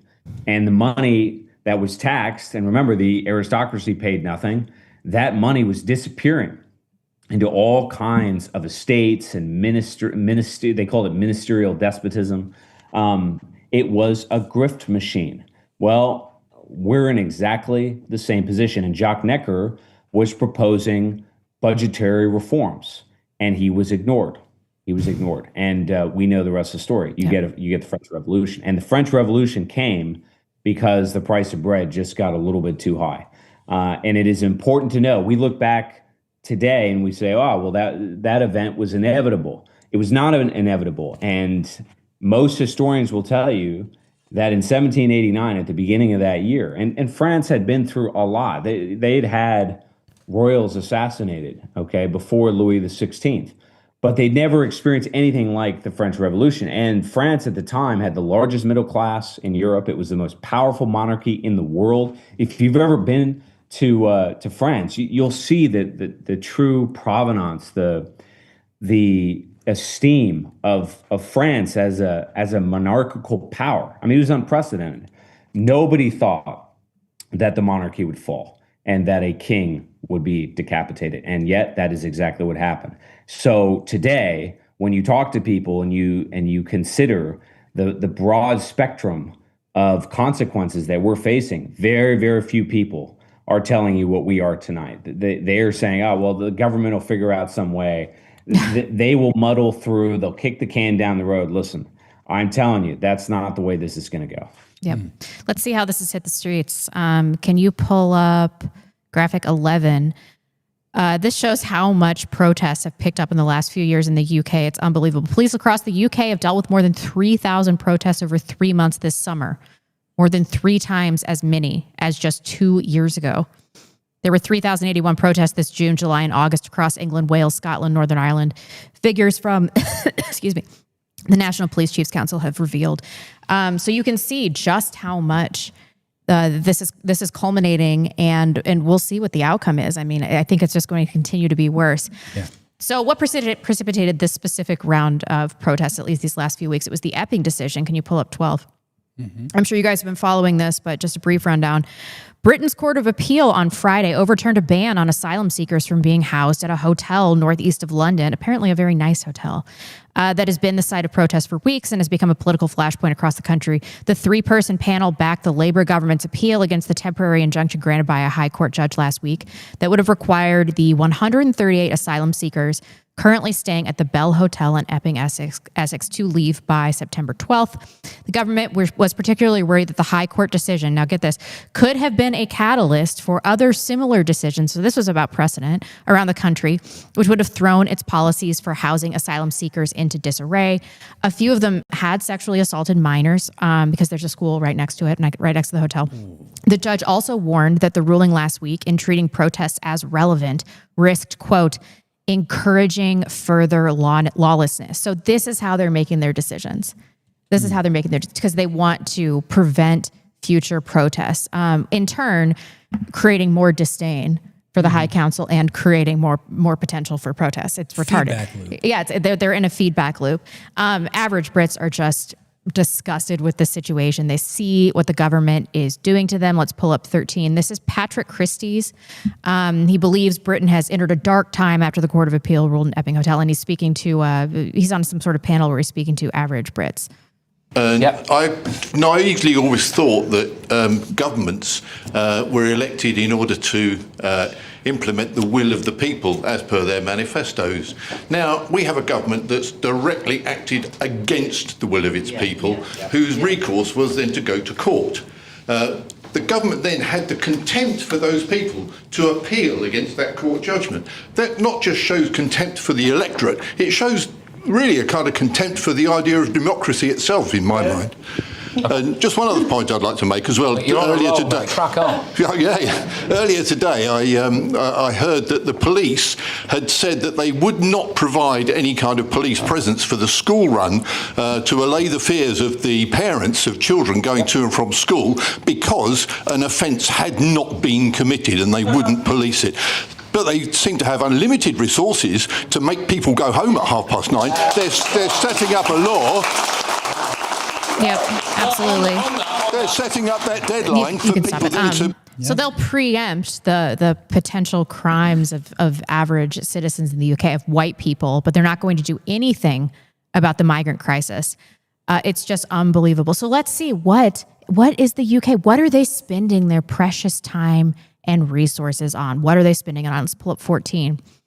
They are spending it on arresting people for speech violations. The UK free speech crackdown sees up to 30 people a day arrested for petty offenses such as retweets and cartoons. I wanted to read a little bit of this because some of these instances are just shocking. So this chick, she'd end up being detained for 36 hours in July 2024. 3 girls had just been murdered in Southport, but Spofford was not under suspicion for the crime, instead horrified in the fog of the developing tragedy. She'd reposted on X another user's content blaming newly arrived migrants for the ghastly crime, clarifying in her tweet if this is true. Hours later, she realized she had received bad information and deleted the tweet, but it had already been seen. And then she was arrested. 4 police vehicles arrived at her home days later, and she was placed under arrest. Also, Maxie Allen, a radio producer, was on a Zoom call at home when he saw police standing over his shoulder. From the camera view in his screen, 6 officers came knocking, and his partner, who answered the door, thought their disabled daughter had died, to haul off the couple over comments they posted in a private WhatsApp group for parents at their children's school. In the chat, the couple had been repeatedly critical of the public school's slow pace to recruit a replacement head teacher. It's shaken the faith of the country I thought I lived in. I never imagined that just by airing your views about how an organization was run, trying to hold people to account in public office, that you get arrested for that. Unreal. Unreal. In a private WhatsApp group discussing their children's education. And I'm sure you guys have all seen this story. Can you pull up 15? This comedian banned from posting on X, and the stuff that he had written was tame. I didn't put it down, but he said, if there's a trans person in a women's bathroom, like, first you need to alert people, then you need to try to run, and if that doesn't work, then kick them in the balls. And then he can never post on X again. Wow. Arrested him for 3 posts that he had made. He's a comedian. Unbelievable. This is what they're spending. They don't care that little white girls are getting raped and murdered by migrants. No. They don't give a shit. They're like Sophie from Dundee. She's the enemy. She's the enemy. We have to protect these migrants, these people that are not from the UK. They're not ethnically similar to us in any way. They're not culturally similar to us in any way. They obviously pose a threat. But this is not their priority. They just hate white people. Yeah. You know, I was wondering about this the other day. I posted about it. When are we going to be able to talk about how evil this bitch was? Because you can now. You can talk about it. She sucked. And I'm tired of pretending like she didn't. You know, number one, women shouldn't be in politics, okay? Where was her husband? Where was the king? Okay? Got to get in there and clean this up, okay? Number two, when she became queen, she inherited a white empire, right? That encompassed South Africa, Australia, all of these different colonies that they had set up. And it had always been viewed that the Commonwealth were the colonists, were the white people that were in South Africa or in Australia that were like setting up, or in India that were setting up these colonies and shipping goods and resources back to the UK. And after after she comes on the scene, she went to war on her own subjects. And they changed this view of the Commonwealth being the Brits to the subjects, right? To the indigenous first, whatever they call them, First Nations bullshit, Aboriginal, Indians, and the South Africans, the black ones, and it's just incredible to me that this woman was handed over arguably one of the greatest empires in world history, and she shit on it and shit on her own people, and moved all of these people into the United. I've got a friend that he splits his time between here in Idaho and England. He's married to a British woman. London is now 20% English, something like this. 20-25% maybe at best. And I remember going over there in 2008, and it's it didn't strike me until several years later when I realized, I could have just visited New York. It was the same thing. Mm-hmm. I didn't really, this was 2008. I hadn't really understood the whole picture yet, but it's just how fucking evil of a person do you have to be to take the people that you are responsible for? You're their queen, you're their king, whatever. You're supposed to have their goodwill at heart. You're supposed to be governing for them. Have you seen Nigel Farage's pivot over the last few months and years? No. He recently said that remigration on a mass scale is going to be a virtual impossibility. Nigel Farage. Great. Well, that doesn't surprise me at all. Nigel Farage is part of this NatCon hangout group. Yeah. I wasn't surprised, but still, it's difficult to hear. Yeah. A lot of people hung their hopes on him. Let's talk a little bit about the Australia protest. I don't want to... Speaking of the Queen's loyal subjects. Right. I don't want to rehash it too much because by this point, it's kind of old news. This was 5 days ago, and it's already old news. But I wanted to talk about this angle that there were Nazis in the Australian protests and that put off... that put people off of it and destroyed the entire thing. So let's play clip 16, and then we can talk about clip 17 as well. All Australians, not just white Australians. We love all of you. We're not racist at all. That guy's brown. We love every one of you. Okay. Nazi group ruined it. Do we play this on Monday? A little bit.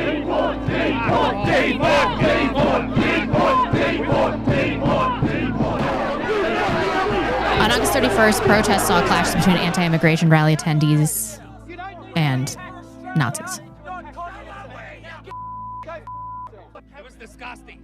See my little kids here? I wore that Aboriginal flag to show solidarity. What a fag. March as one, together. And look what these idiots have done. Let's go! Was it the plan for neo-Nazis to lead the bomb? No, huh? definitely not. It wasn't? Nope. You have no affiliation? No. You've lost us! You've lost us! White Australians! All Australians! Not just white Australians! Sang as he watched and waited through his I am unapologetically proud to be a white Australian. It's pretty tame. Pretty tame. This is it. Wow. This is that. Nice. Killed it.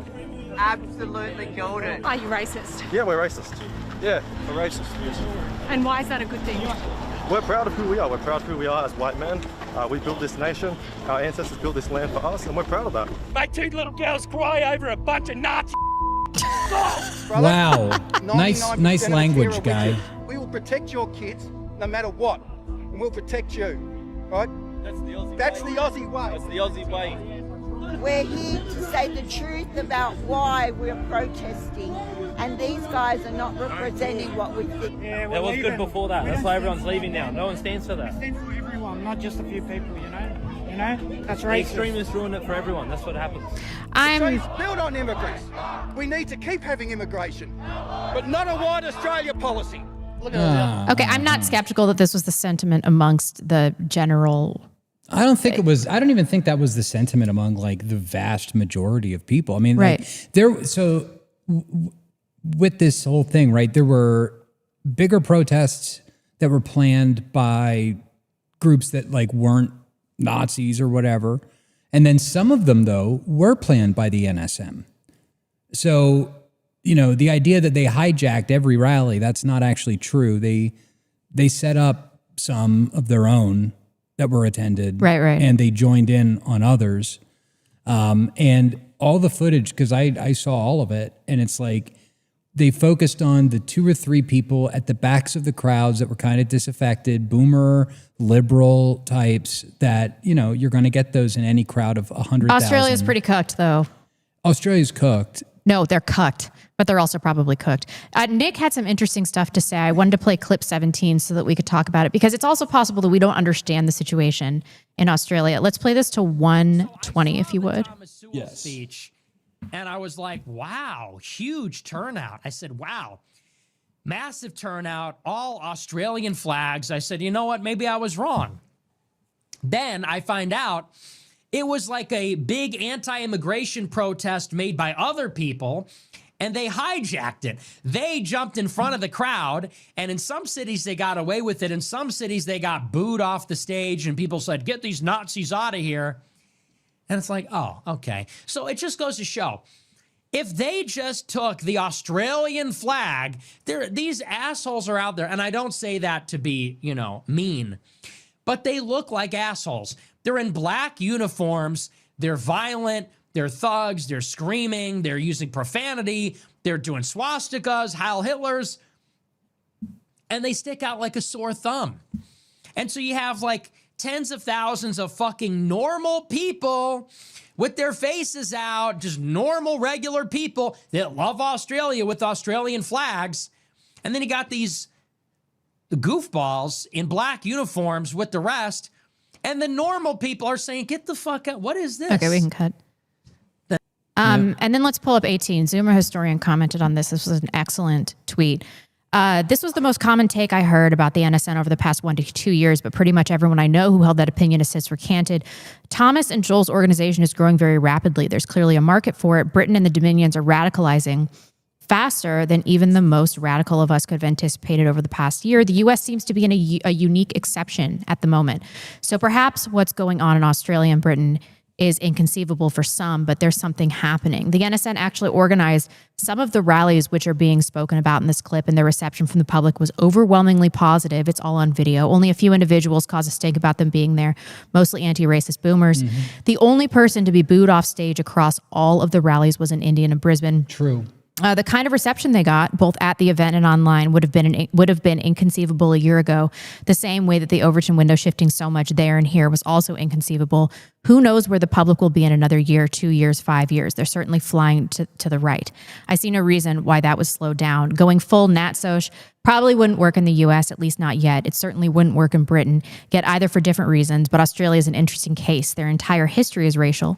Even their 2 world wars were fought explicitly for a white Australia as opposed to propaganda we got and retained in Britain.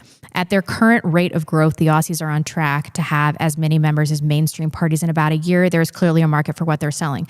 So I also heard Nick talk a little bit, and much to my chagrin, he was talking about, I don't want to mischaracterize it as saying universalism, but he was talking about how we need to abandon resentments in the movement, and we need to get more people on board. I, on the other hand, and this is my question for both of you, I still think that we are in a culling phase where we need to be cutting the fat, where we need to be streamlining the ideas of our movement. And I don't feel comfortable accepting people that are not really on board with our specific set of ideologies until it becomes the mainstream, until it becomes the zeitgeist of America again. Then we can take your errant person that's like a little weird or whatever. But I don't like this talk about how we have to appeal to normies. I don't like it. Everything in my being is telling me that we should not do this. So Dave, what do you think? What do you think we should do? I mean, I think we should be appealing to normal people. I reject that I'm not a normal person, by the way. You're not a normal person? I reject that. Listen. When the cameras go off, okay, and the hair light isn't making you look like you got a halo over there. Yeah, no, I'm a normal person. You shit and go to the gym just like the rest of us. I reject that my philosophies are so radical that it precludes me from being viewed as a normal person. Like these other people, they're the weirdos. It doesn't matter that they're the majority. So I reject this anyway. Right, okay, I guess. I mean, I think that we're the normal ones. I think, yeah, like these liberal types that want to sell out their country, I think they're not normal. I think they're suicidal. I think they're part of a death cult. You know, whether it's the liberalism death cult of wanting to bring in all these immigrants, or it's the right-wing Christian Zionist death cult that, you know, wants to literally reproduce so they can send their children off to die for Israel, you know, fighting in some, you know, apocalyptic war or whatever. I don't think either sides of that are normal, and I don't think that they should be the ones governing, you know, who can and should say what or whatever. But with how fast the Overton window is moving, like, I don't know, I think we should try to appeal to the most people possible, because we have the truth on our side. We have the rational arguments on our side. Now, that isn't to say that populism works or anything like that. I mean, like, look at what populism has gotten us, right? It's gotten us basically 2 failed Trump presidencies where he's not following through on what the original 2016 MAGA movement was for. You know, making America great again, industrious again, economically and physically healthy again, right? This has not happened. And when you look at the populist movement in America, the one place where it was actually really successful was North Idaho in like the late early 1900s. But I don't think that, like, waking up the normie or whatever, that's only half the battle. Then the other half of the battle is getting our types of people from the top. So we work bottom up and top down at the same time. But I don't even think we need the numbers. I think that we can do it with a minority vanguard. 6% is fine. Yeah. We got about 6%. So this is not even a concern of mine, but perhaps Nick is right that if it's not a concern of most of us, that the entire movement might just fall flat. Cameron, what do you think? He's wrong, and Dave's wrong. And I want to be very clear on this, because you guys are both smart, but I did listen to what he had to say, and it struck me that it reminded me a lot of what I hear from both of you periodically, and that is a false framework, not a false framework 10 years ago, but a false framework today. And I'm going to go into this more in just a moment. But one of my greatest weaknesses is that I'm interdisciplinary. And when you're interdisciplinary, you're not really an expert. You know, I have invested a lot of time trying to understand finance, a lot of time, a lot of hours. And I understand the bond market very well. I understand interest rates, you know, things of that nature. I understand the history of the Fed. But I would not necessarily call myself a financial expert. I've spent a lot of time on geopolitics. I've traveled around the world, but I don't speak 3, 4, 5 different languages. I only speak 2. And I haven't lived in, you know, say China or Mexico for 20 years. So I can't consider myself an area specialist. I like politics, but I'm not in it the way that you guys are. I am interdisciplinary. I look at the macro picture. And a lot of times in the online, right, you have people that are very myopic. And so they come to these conclusions that are very narrow and parsimonious and are not accurate at all. What was said about the United States, or rather about Australia being different from the US and the UK, is absolute nonsense. So I'm going to reference, Dave, if you can bring it up. There is an essay called The First and Second American Nations. And it was written by Arctotherium, and all of you should read this essay, because this is the true history of the United States, which has been buried and distorted for a long time. But you just listen to this paragraph. The first American nation was explicitly white and implicitly Northwestern European, with more than 99% of colonial stock and more than 90% of further immigration until 1880 coming from Northwestern Europe. Keeping America a white man's country motivated the Chinese Exclusion Act of 1882 and its later expansion of 1917 into the Asiatic Barred Zone, which banned almost all Asian immigration from any source, Asia being the only major source of non-white immigration until the enormous post-World War II Latin American population boom. Now, why do I read that? Because, ladies and gentlemen, the United States was not established in 1776 or 1787, all right? It goes back to 1620. That is when Rebecca's ancestors and mine came to this country. From 1880 to 1620, you've got over 2 centuries.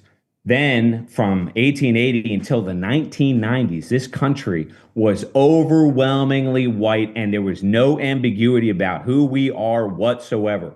And that is exactly the same in the United Kingdom. We were ethno-states. All of the Western world, more or less, is an ethno-state. But of the most ethno-states, or rather the purest, if you want to use that term, by percentage, the United States is at the top of the list until the last 30 years. The last 30 years has distorted everything. We've forgotten who we are, okay? Our history, the United States, Australia, the United Kingdom, et cetera, is clear. It's distinct. We know who we are. If there's any doubt, all you have to do is walk through Statuary Hall in the Capitol building in Washington, D.C., and look at the statues that mirror my face. That's who built this country. We were never a pluralistic society. That's made up horseshit. Now, I say all of that to say this. We are now in a new politics. And that financial disaster that we spent the first half of the show, that is the future. So this talk that we've experienced for the last 10 years, and this is the way that you guys think, it's the way Fuentes thinks, and I understand why. You guys have been through the ringer. You've had to operate in a world in which you had to be very delicate, and you were censored, you were suppressed, maybe you were unbanked. You know, these things govern how you think, but that world's over. It's coming to an end. This is not about optics. This is about an emergency, right? The reason people are rioting in the UK is because it is an emergency. They know that if they don't, this is the end. And we face exactly the same situation. This is not about politics. This is about identity. This is not about electing somebody. No. This is much, much, much, much bigger than this. And I say all of that because you're going to have riffraff. You're going to have people that say all kinds of crazy shit. That's normal. That's how politics is. But we are now on the accelerated track into a radically different environment in which all of the old shibboleths are going to disintegrate. They're going to vaporize. And we need to wrap our minds around this so that we understand that it's going to be movement politics. It's going to be exogenous effects that transform the whole system. The whole world is changing. So wrap your mind around that and let go of the last 10 years in which you showed up on a Tuesday in November and you voted for somebody and you wished them well as they betrayed you once they got into office. That world is over because people in the streets are suffering. They can't pay for their food practically month over month. Their neighborhoods are changed beyond recognition. Their female population is being raped and pillaged. This is not 2016. This is 2025. So we are now in a different world, and escalation and acceleration, those are the motifs. So try to think differently, try to reframe, as I always say, because this kind of political calculus, it's going to change drastically. Yeah, no, I hear you. But I do think that there is, like, I don't know how to put it in a way that adds strength to what Cameron just said, because I don't want to come at it like I'm undermining or anything like that. But I guess what I wanted to point out is, like, the situation in the UK, in Australia, in South Africa, in France, in Italy, Germany, right? Like, I do think that the situation over there is different over here for historical reasons. I mean, I guess, maybe when the rubber meets the road, those differences really aren't going to mean anything. But, like, it is interesting, right? Like, we were looking at this article here from Arctotherium. ARCTO, Arctotherium. Arctotherium. I heard Arct Ethereum. I'm like thinking, like, was this Bitcoin bullshit? Okay. But so, we all see this flag, right? The Native Americans beware of foreign influence flag, right? And I think a lot of people in, like, the white right, they see the flag, they go back, they watch Gangs of New York, and they're like, fuck yeah, this is based, like, this is awesome. Like, I'm an American nativist, yada, yada, yada. But, like, what a lot of people haven't done is, like, dig a little deeper, right? So just for example, the Know Nothings, and I'm compelled to say this because I'm Catholic and it bothers me. But so the Know Nothing Party was the Native American Party in 1855. This was the group that wanted to keep America white back in the mid 1800s. And it's very interesting because you find out that their first leader is a guy named Louis Charles Levin. He was Jewish, anti-Catholic extremist. He played a leading role in the Philadelphia nativist riots, which led to the killing of 20 Irish Americans and the burning of homes and the destruction of 3 Catholic churches associated with their community, born to Jewish parents who had emigrated from England. He also was the founder of the American Republican Party, which was anti-immigration, nativist, but also like extremely anti-Catholic. And I just wanted to take the moment to point out that in America, the ethnic conflict between Germans, Irish, Italians, English was fomented and stoked by Jews. Specifically, this Louis Charles Levin character. You can do the Wikipedia deep dive on him or whatever, but it's very interesting to me because like when you look at America in that way, England never really had to deal with this, who is English? France never had to deal with a who is French, or Germany or Italy or whatever like that. In America, we are a melting pot, and we do have a white American ethnos that has emerged through the process, in my opinion, of ethnogenesis. It's been created through this program of intermarrying, and over a period of generations they become an American. And like I've seen this in my family, right? Like on my Italian side, we had the Feast of the Seven Fishes. We had all this Italian stuff that we used to do on the Irish side. They'd bake soda bread and eat, corned beef and sauerkraut. But we lost, this kind of thing that like made America what it was. And I'm just riffing here, but it reminds me, I just saw this video earlier today. This is Brooklyn. When you're here, until you see a 70 some odd foot tower bouncing and swaying toward you, you haven't seen it. This is our neighborhood, and no matter where we go, we're from Williamsburg. Now, I've been told that I can lift the Giglio. You're in. But I mean, it's just, but you get the idea, right? Like this is like the neighborhoods used to be like this. We used to have these kind of ethnic enclaves in America. And as we're losing that, this is basically my long form pitch for why be Catholic, because it's like without something there binding you together with someone else, it's like, what are you anyway? Yeah. You know what I mean? Like you need to have some sort of something, some glue that holds us together, because otherwise we're just going to be atomized white people, fighting for our existence alone or in enclaves of 10 or 20. No, I hear you, but it's not enough. I have nothing in common with the Haitian Catholic. No, I'm not talking about the Haitian Catholics. I'm talking about like, this whole thing, because what was happening is like the Catholics were able to work together to the point that we won the presidency, and then they fucking killed him. They killed Kennedy, and who did that? The Jews did that, and you look at like who was stoking this kind of inter-ethnic hatred. Well, Jews were doing that back then, and they're still doing it to a large extent today. So I'm saying that the situation in America is different than the situation in the UK, in these colonies or whatever. But we do need to find ways to work together, ways that are appealing to the largest section of white people that we can. Of white people. Sure. And then the black people that we have to deal with, right? I'm saying I don't agree with and you might not agree. I guess I'm just saying that like there is like this group of people that they call themselves the CQers or whatever, and like their main goal is to alienate as many white Christians as possible. And I just don't think that's the right way. And these are the same people that are like, you need to be full NatSoc. And it's like, I don't know, guy, like you're actively turning off 90% of your audience by coming out and being anti-Christ. So anyway. Cameron, go ahead. Go ahead.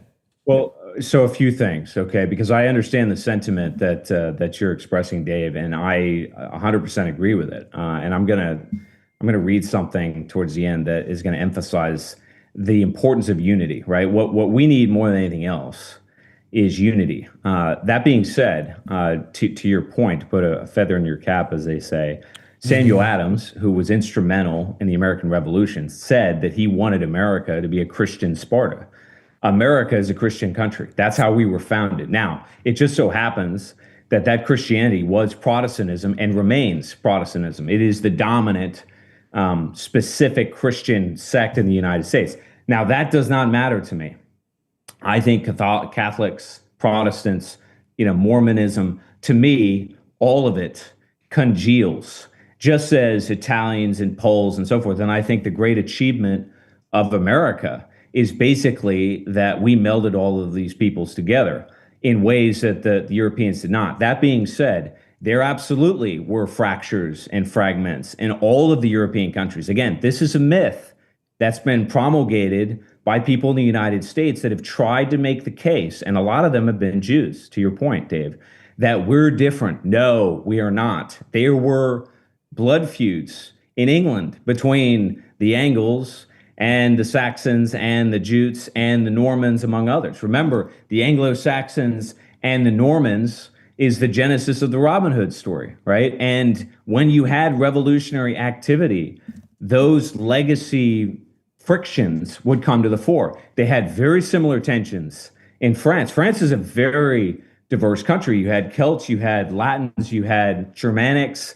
Remember, the Frankish kings were originally German, but most of the population of France is Celtic. Not the Frankish kings. Charles de Gaulle, right, was from Normandy, and the people that settled in Normandy and Brittany were Celts. They were unified by common language and a common religion. Mm-hmm. And obviously, they ethnically speaking were basically the same. So in that sense, no, we are not all that different. However, regarding this notion that we're all just sort of going to disperse into these separate atomized pockets, again, let's be disciplined about American history. So I'm going to read this from the very same passage. Alexis de Tocqueville noted America's disposition for voluntary associations. Remember, we did not have a state, more or less, that touched the whole country early on in our founding. We were, in many ways, a civilization without an established state, okay? A free society in ways that the world had never seen before. How did we deal with that? Well, Americans of all ages, all stations in life, and all types of disposition were forever forming associations. There are not only commercial and industrial associations in which all take part, but others of 1,000 different types, religious, moral, serious, futile, very general, and very limited, immensely large, and very minute. Now, why do I say that? I keep using this term, spontaneous organization. Ladies and gentlemen, I know wherever I speak. I know my own country's history. I know who I am. We invented spontaneous organization.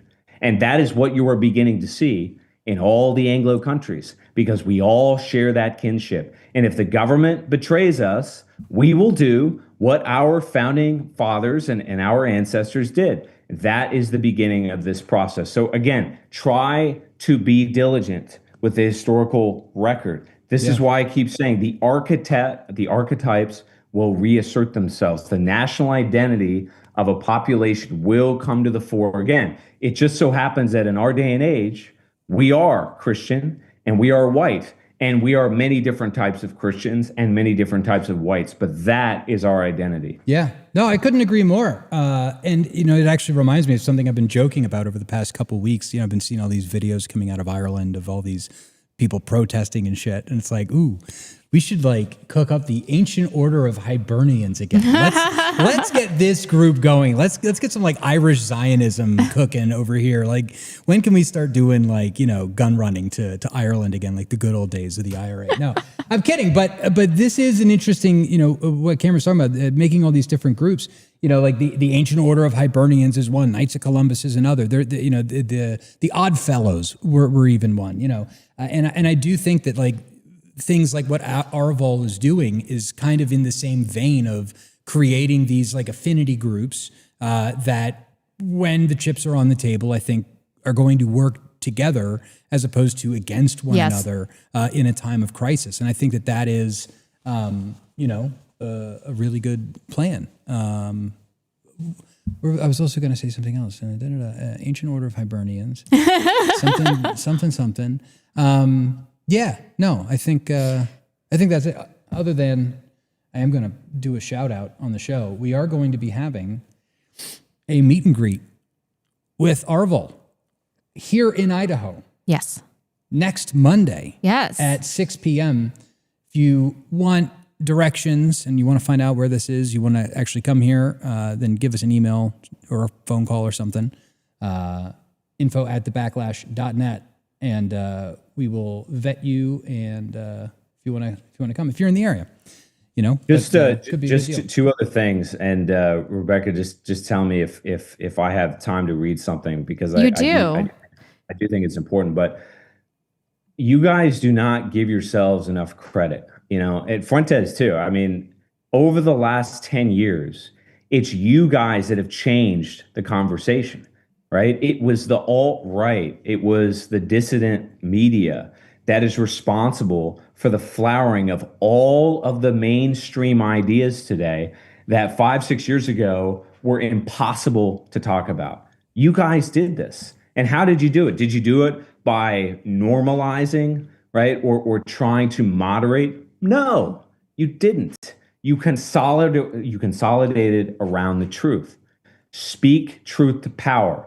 A lot of times that causes real negative feedback, right? Particularly when society is at equilibrium. Society increasingly is now disrupted by the very pernicious influences that the two of you specifically have been talking about for 10 years. Now is not the time to let up on the gas. Now is not the time to say to your neighbor, Bob, well, I really don't have views that are that crazy. Your views are the truth, period. And that's what you should stand on. That's what's attractive. That's what's electrifying populations across the Western world. They have been lied to. You guys have told the truth. Fuentes too, and are largely responsible now for people starting to figure this shit out. So don't let up on the gas. Put your foot to the accelerator and amplify, right? Escalate, because the masses today, they're ready for it. Right. And I know he talks a lot about resentment becoming the heart of the movement, and there's probably some truth to that. But we have righteous anger, and we have righteous anger because we stand for the truth. And I didn't get here and lose everything that I lost and just be raked across the coals in the media and destroy my reputation so that I could be a decade into this and then start lying to people. I'm not going to do that. And then at this point, I kind of view the normie as my enemy. If you aren't along for the ride at this point in time, I don't really think I have much use for you. But I'm not a movement leader or trying to be. I get that. That makes sense. There's an investor named Rick Rule.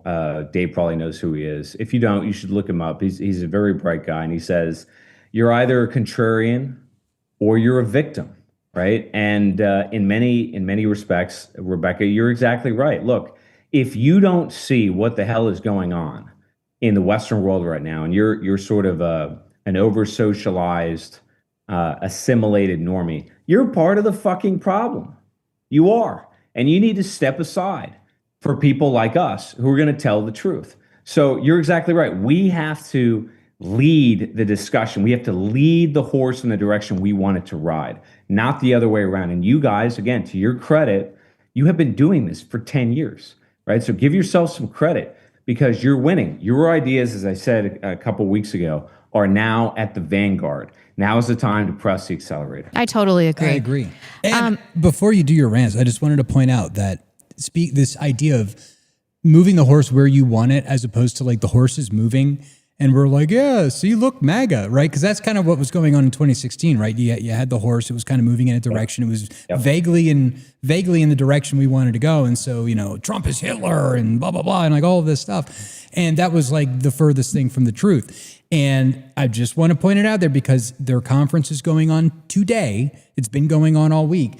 The NatCon National Conservative Conference number 5 is going on. If you see any of the people on this list and you think that there is hope for them, you're wrong. Nigel Farage, compromised. Right. Seb Gorka, Harmeet Dillon. Are you kidding me? Tulsi Gabbard. Tom Horman. Josh Steve Hawley, Bannon. Mike Benz. Who else is on this list? There's our friend Doug Wilson. Yep. Jack Posobiec. There's another Idaho guy on here. But take a look. You're telling me Ron Coleman's not compromised? Yeah, and Lomez is on here, right? Isn't Keeperman? Jonathan Keeperman's on here somewhere. Yeah, there he is, right? That's Lomez, your based right-wing anon that got doxxed and is now speaking at NatCon. Oh, Aaron McIntyre. Don't want to start shit with him. Sorry, bud. But, it's very interesting, right? Some of these faces look familiar. So just be careful, right? I mean, I do not know of a priest who is going to go with some goofy, whoever that is, and Menachem Zupnik and give a blessing over this whole thing. So just be aware of who these people are. Don't get caught up in the hype. Don't get caught up in the winning bullshit. We got to build our own thing. They are not going to build something for us. We've got to build it for us, period. Anyway. Good. That's what I want to talk about. Rant over. Really? Yeah. Oh, good. So I want to start by reading this piece from Yeats from 1919. Come, let us mock at the great that had such burdens on the mind and toiled so hard and late to leave some monument behind, nor thought of the leveling wind. Come, let us mock at the wise with all those calendars whereon they fixed old aching eyes. They never saw how seasons run, but now they gape at the sun. Come, let us mock at the good that fancied goodness might be gay and sick of solitude might proclaim a holiday.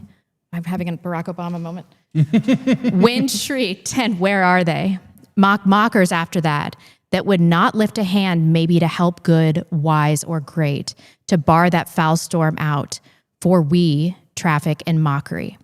So Yeats mocks the great first, and this is a criticism of human ambition. The monuments that we're trying to build will always be subject to the destructive forces of mankind. We're compelled to leave a legacy, but the unsavory elements of our ambition that result in greed and the thirst for power, in bloodlust, they inevitably will be the downfall of our great contributions. We may be building a powerful movement, but perhaps Fuentes is right in some ways. If we're consumed by negative emotion, we could sow the seeds of our own undoing. Yeats then mocks the wise, philosophers that intellectualize with obscene confidence in their predictions, those that aren't able to accept the chaotic nature of humanity, of history. They refuse to concede that a great many things are totally out of our control. And so they stare into the sun, blinding themselves, rather than dealing with the unpredictability of the world. And we saw this with COVID. Predictions from medical authorities were taken at face value and not properly scrutinized. And during COVID, I saw a yard sign that said, "In Fauci, we trust." Not in God, in Fauci. Scientism has become a religion for the secular, and the outcome of that has been catastrophic. Yeats continues to mock the good, those motivated by naivete, not recognizing the impossibility of utopia due to the confines of human evil, those that believe that they will be rewarded for their goodness, and that is their primary impetus. Goodness, at least that is ill motivated, is not rewarded. Violence is almost always the payback for pathological altruism. The women that stood welcoming migrants are now their murder and rape victims. Then Yeats, and this is important, he mocks the mockers, those that will not lift a hand to aid the good or the wise or the great. And here he targets the cynical, those who refuse to take action. He underscores that nihilism is not a solution for our limiting human defects, that this contributes to the destruction more than those too focused on idealism, meandering philosophy, or pathological altruism. So we often slip into nihilism in this movement, myself included, believing that the situation is beyond remedy, that we're too weak to withstand institutional pressures. And this is not the way. This poem is not about futility, but it's about temperance, about finding the balance between nihilism and idealism, and about restraint in engaging in utopian fantasies and in resisting the urge to descend into hopelessness. So this is our mission as a movement, to understand that we're limited by the faults of human nature, but we must still be advocates for our cause to the absolute best of our abilities. And that cause, of course, is white unity, and then upholding the white people and our culture and perseverance thereof. So thank you. Where's the applause? I need applause. I wanted to make sure I didn't do that. I know. That Thanks. would've been bad. Yeah. Well, you did that once, right? Yeah, on accident. Then my dad was like, if you did crickets on purpose, that would be really funny. Dad. I was like, Papa Joe. I don't know, man. Don't do it. Don't do it. Cameron sent me this piece, and I hadn't read it, I think, since college. Oh, yeah? The piece? Yes. I was into E.E. Cummings, man. Like, I was into fucked up poetry. I don't know. I wasn't into, like, good stuff back then. But I thought this was so poignant and perfectly reflected the situation that we're in. Yeah. Because everybody in our comment section when we're doing the show, they're like, you guys are too black-pilled, I'm out. And then they're like, Cameron's too idealistic, I'm out. I'm like, all right. Like, all of us need to deal with reality. But if you descend into hopelessness, then how much faith do you really have in white people? Well, yeah, but also, I'd say even faith in God. You know what I mean? How much faith in general, the right? gates of hell are not going to prevail. You know what I mean? Like, it's up to us. Right. I don't know. I mean, like, it's a mindset thing, right? It's the mindset of, like, you're not hopeless. You're not useless. You can do shit. You can just do things. Yes, but Yates was right. You also have to recognize that you are limited by human sin and by all of the problems that are innate to humanity. And so that really is all of our goal. Maybe that might be the goal of life, is to find that balance where you can maximize how much you benefit the world around you without being so reliant on your mortal being. So I thought it was very important, because it was it's the Nick versus Zoomer discussion, isn't it? Yeah. Yeah, no, I think it's. Yeah, but you split the difference with a very real and unapologetic assessment of the truth, which goes beyond just talking about immigration. And again, this is not about immigration. This is about the identity of the West, but also a very fair, honest, and open assessment of the elites. And this is where people in the right have been brainwashed. They have. They think that a bunch of degenerate, grifting kleptocrats are the most competent, intelligent people in the world. No, they're not. And I say that as emphatically as I do because I know them. I went to school with the elites, and they are a bunch of drug-abusing, pedophilic freaks. They are not competent. They do not know what they're doing. And all one has to do is observe what's happening across the Western world. The plan was never to foment protests across the West. No, the plan was always a Fabian plan. It was always incremental destruction. It was to keep the financial system going. That's the mechanism by which you poison the host and you enrich yourself. Why would they want to destroy that? And furthermore, if they do destroy that, where's your evidence that they stand to benefit from that? They don't benefit from that. Do they have subterranean paramilitary forces that are going to herd us all into FEMA camps?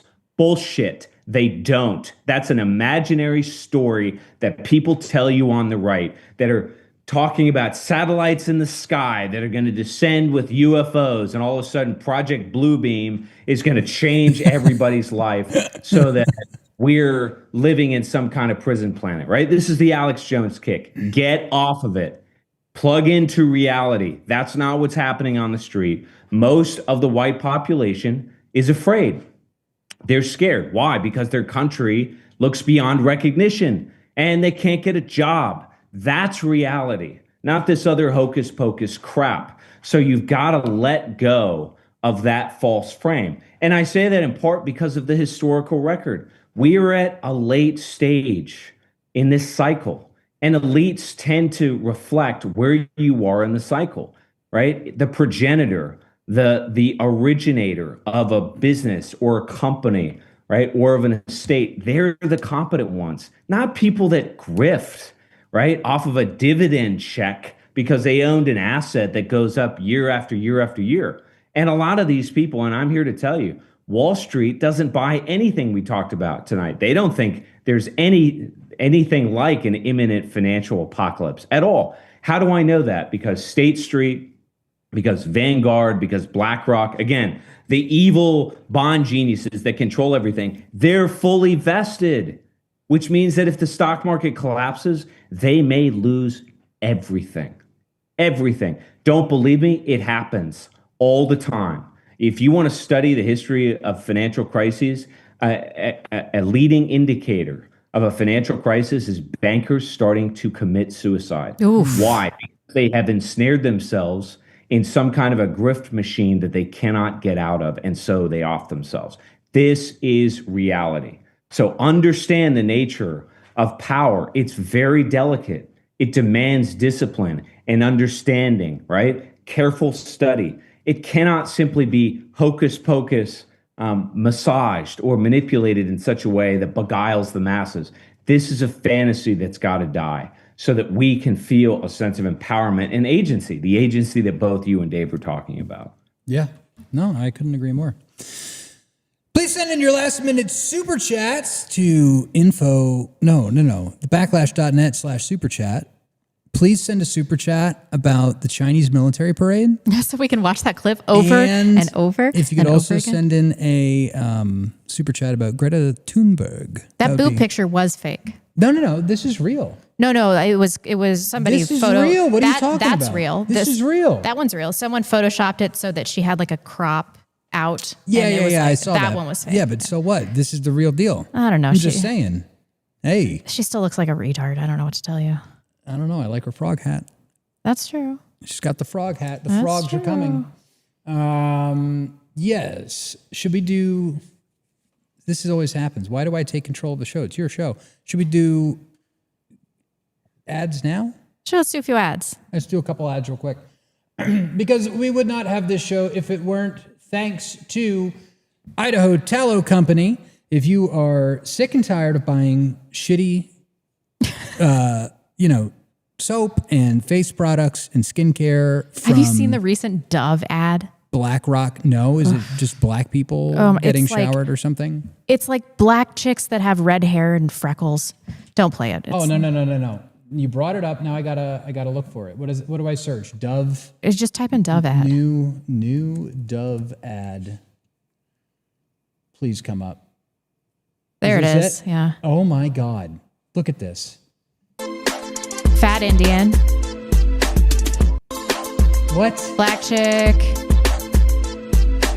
And then it's that song, My Neck, My Back. Bruh. Yeah, and it's all these fat, dysgenic mystery Boycott these people. Boycott them. Boycott Dove. Boycott all of these goofy soap companies that are owned by BlackRock. Switch to idahotallow.com. They keep it simple with grass-fed tallow, time-tested ingredients, and zero junk. No endocrine disruptors either, by the way. Our soaps, balms, and lip balms are packed with bioavailable nutrients your skin actually needs. No fillers. Did we mention there's no endocrine disruptors? You did. Just rugged, reliable skincare that works. Ditch the synthetic garbage and switch to North Idaho Tallow Company. Get yours at idahotallow.com. And remember, like when we're talking about endocrine disruptors, when you're going to wash your balls with a bar of Dove soap, it has been engineered to lower your testosterone. And turn you into a fat black woman. Don't use... If you use Dove soap, you will turn into an Indian.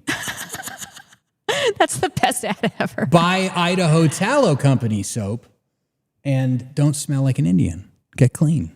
No grease. No greased balls. Did you see Black Pigeon's video on backlash against Indians? No. He did a good one on Japan a few weeks ago or last week. Oh my goodness. We also have to thank Antelope Hill Publishing, who's fighting to keep history alive against the regime of anti-white censorship and publish a new generation of dissident, radical, right-wing researchers, philosophers, polemicists, and writers. They have an eclectic catalog that includes veteran right-wing authors and academics like Harry Bolton, Dr. Ricardo Duchesne, and Paul Kersey, as well as newer figures like Lord Miles Routledge of Afghanistan, Josh Neal, and Christian Secor, in addition to a long list of original translations or modern reprints of otherwise inaccessible historical works from eras such as Fascist Italy, National Socialist Germany, and even medieval Europe. Their original works include groundbreaking investigations into the causes and funding behind transgenderism and the opioid crisis, books on Christian nationalism and American folktales. Additionally, Antelope Hill also contributes to the regeneration of our culture and rebirth of our family values through their top-quality fiction, including books like Let Them Look West and Worlds Separated, and a collection of beautifully illustrated and wholesome children's books. Whatever your interest is, you're bound to find books that you like at Antelope Hill, all professionally published and with cover art that will grace your bookshelves. Help us and help our people by checking out companies that share our values and work to preserve the birthright of our history. Visit antelopehillpublishing.com. Do it today. Do it now. One of my favorite books, by the way, that I don't think I'm going to be able to find it very quickly here, but I remember I got it like 4 or 5 years ago. Maybe it was the Leon Degrelle book. Oh, really? Yeah, Leon Degrelle had written like a book of poetry, and I can't remember. Maybe if I. All right, this is your last chance to get your super chats in to the backlash.net or send supers to our YouTube channel that is at Real Backlash. Let's start answering some questions. This was it. The Burning Souls by Leon Degrelle. Literally actually brought a tear to my eye when I was reading. I forget which chapter it was, but they talk about fighting on the Eastern Front and all this stuff. And they sell it at Antelope Hill. Beautiful. Yeah, and don't forget Atlas Bullion for gold and silver, Blockstream if you need Bitcoin-related things.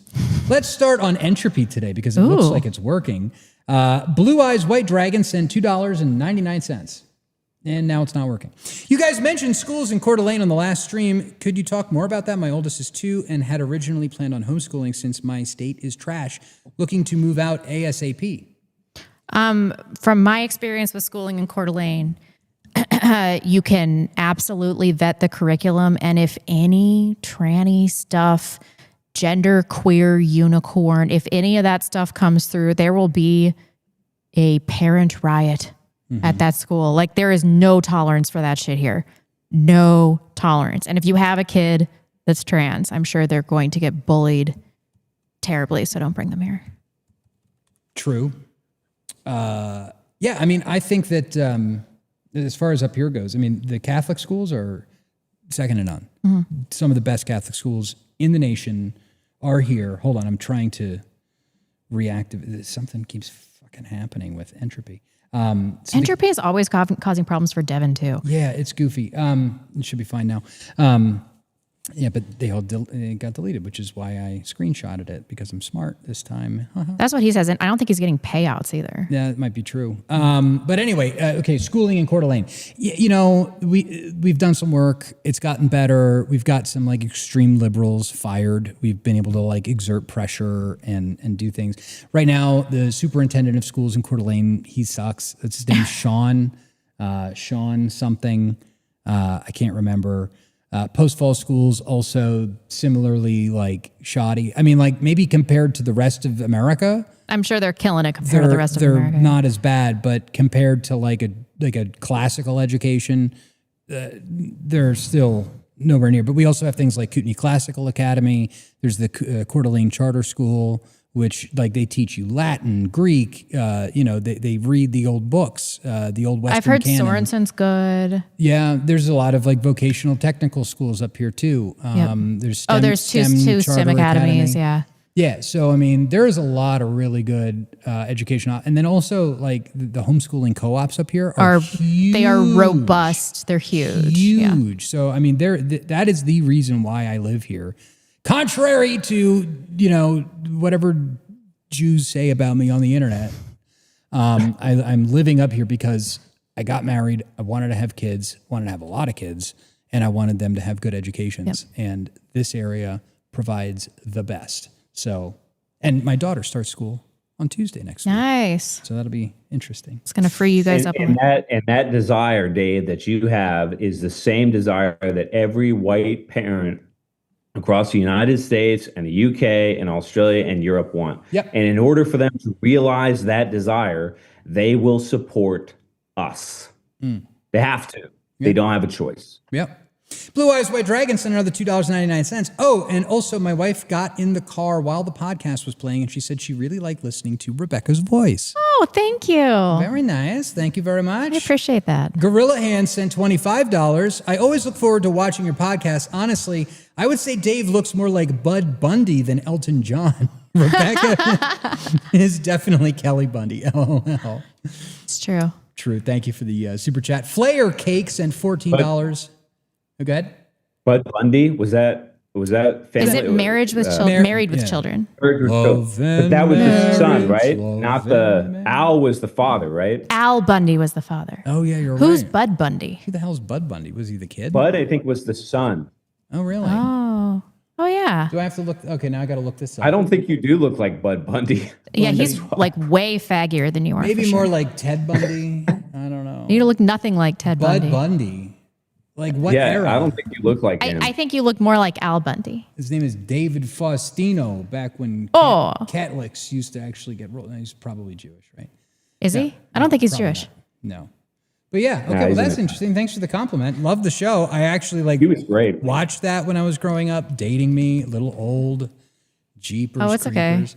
okay. There's some great monologues that Al Bundy had on that program. Yeah. You can find them on YouTube. I highly recommend it. Yeah. And teenage Christina Applegate was who Chef's was the Kiss. What was the other show that I'm thinking of where there was like the black people in it? That whole Family thing was Matters. Family Family Matters. Matters. Thank you. Yeah, I Devin watched Stack Family has Matters. Yeah, Devin Stack has a bunch of really good stuff, like unpacking all of that old programming. Fascinating. Anyway, Flair Cake sent $14.88. Just wanted to say, Blonde is looking fine tonight in that off-the-shoulder thing. Very daring. And I don't care if Cam calls me a simp. It's not daring. Simp alert. Simp. It's one shoulder. I should have like some sort of How like... could you not mention Dave's blazer? I know. I mean, look how fetching and handsome this guy is. Come on. I don't know how you're wearing that. It is so hot in here. It's like 101 degrees. Yeah. And I'm keeping my cool because of these knickknacks, which we're not getting paid to promote, but I want to. Knickknack. It is a great alternative to Alp. Fuck Alp. Why? Oh, because of Tucker Carlson. Yeah. Tucker Carlson makes those things in India. Knickknacks. Does he really? These are made in Spokane, Idaho. Oh. They're a little lozenge. You just put it in. It dissolves. There's none of that like gooey. Nicotine is the bag of right-wing shit. drug. I will say that. So I'm just saying, Knickknack. Check them out. Knickknack Paddywhack. It's knickknack.com. You can probably order it there. We literally are not Stop getting... doing unpaid ads. Stop. But maybe if they like get like a big order, they'll be like, yo, who was talking about us? And then they'll see like, oh, the racists were talking about us. Maybe we should give them a deal. That's not going to happen. It's probably not going to But order your knickknacks from Spokane. Booger, a.k.a. Eastern Promise, sent $20. Rebecca, love the show since you dropped the dead weight. Thank you. Please have, that took me a second to be like, were you calling her fat? Please have Jeremy McKenzie of Dialogon on the show. Do you know who that He is? is best positioned to comment on the dystopian hellscape that has become Canada. Let me... Jeremy McKenzie of Diagolon. Okay, I'll look him up. Thank you. Yes. Thank you, buddy. That'd be very good. Castler777 sent $15.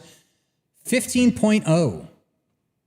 Don't know what that means. I mean, I'm just looking Sorry, at buddy. this 15.0. I mean, I feel like you put the money twice. Oops. Oopsie daisy. Anyway. Okay. Well, thank you.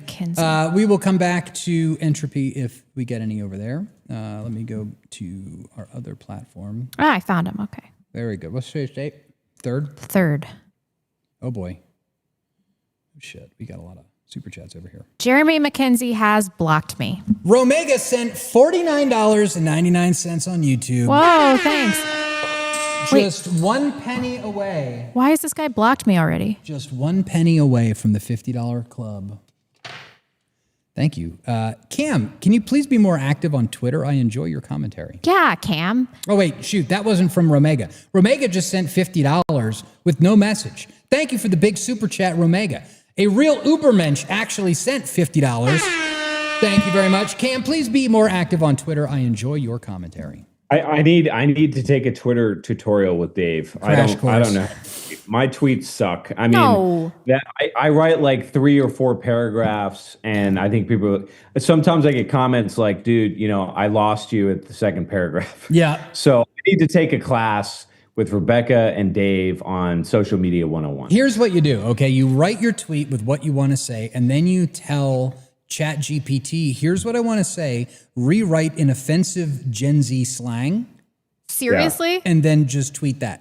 That's plagiarism. And it'll just be like, What about you capping, because what I bitch. like to do is I like to make a video, like a 2-minute video, but that doesn't work on Twitter either, apparently.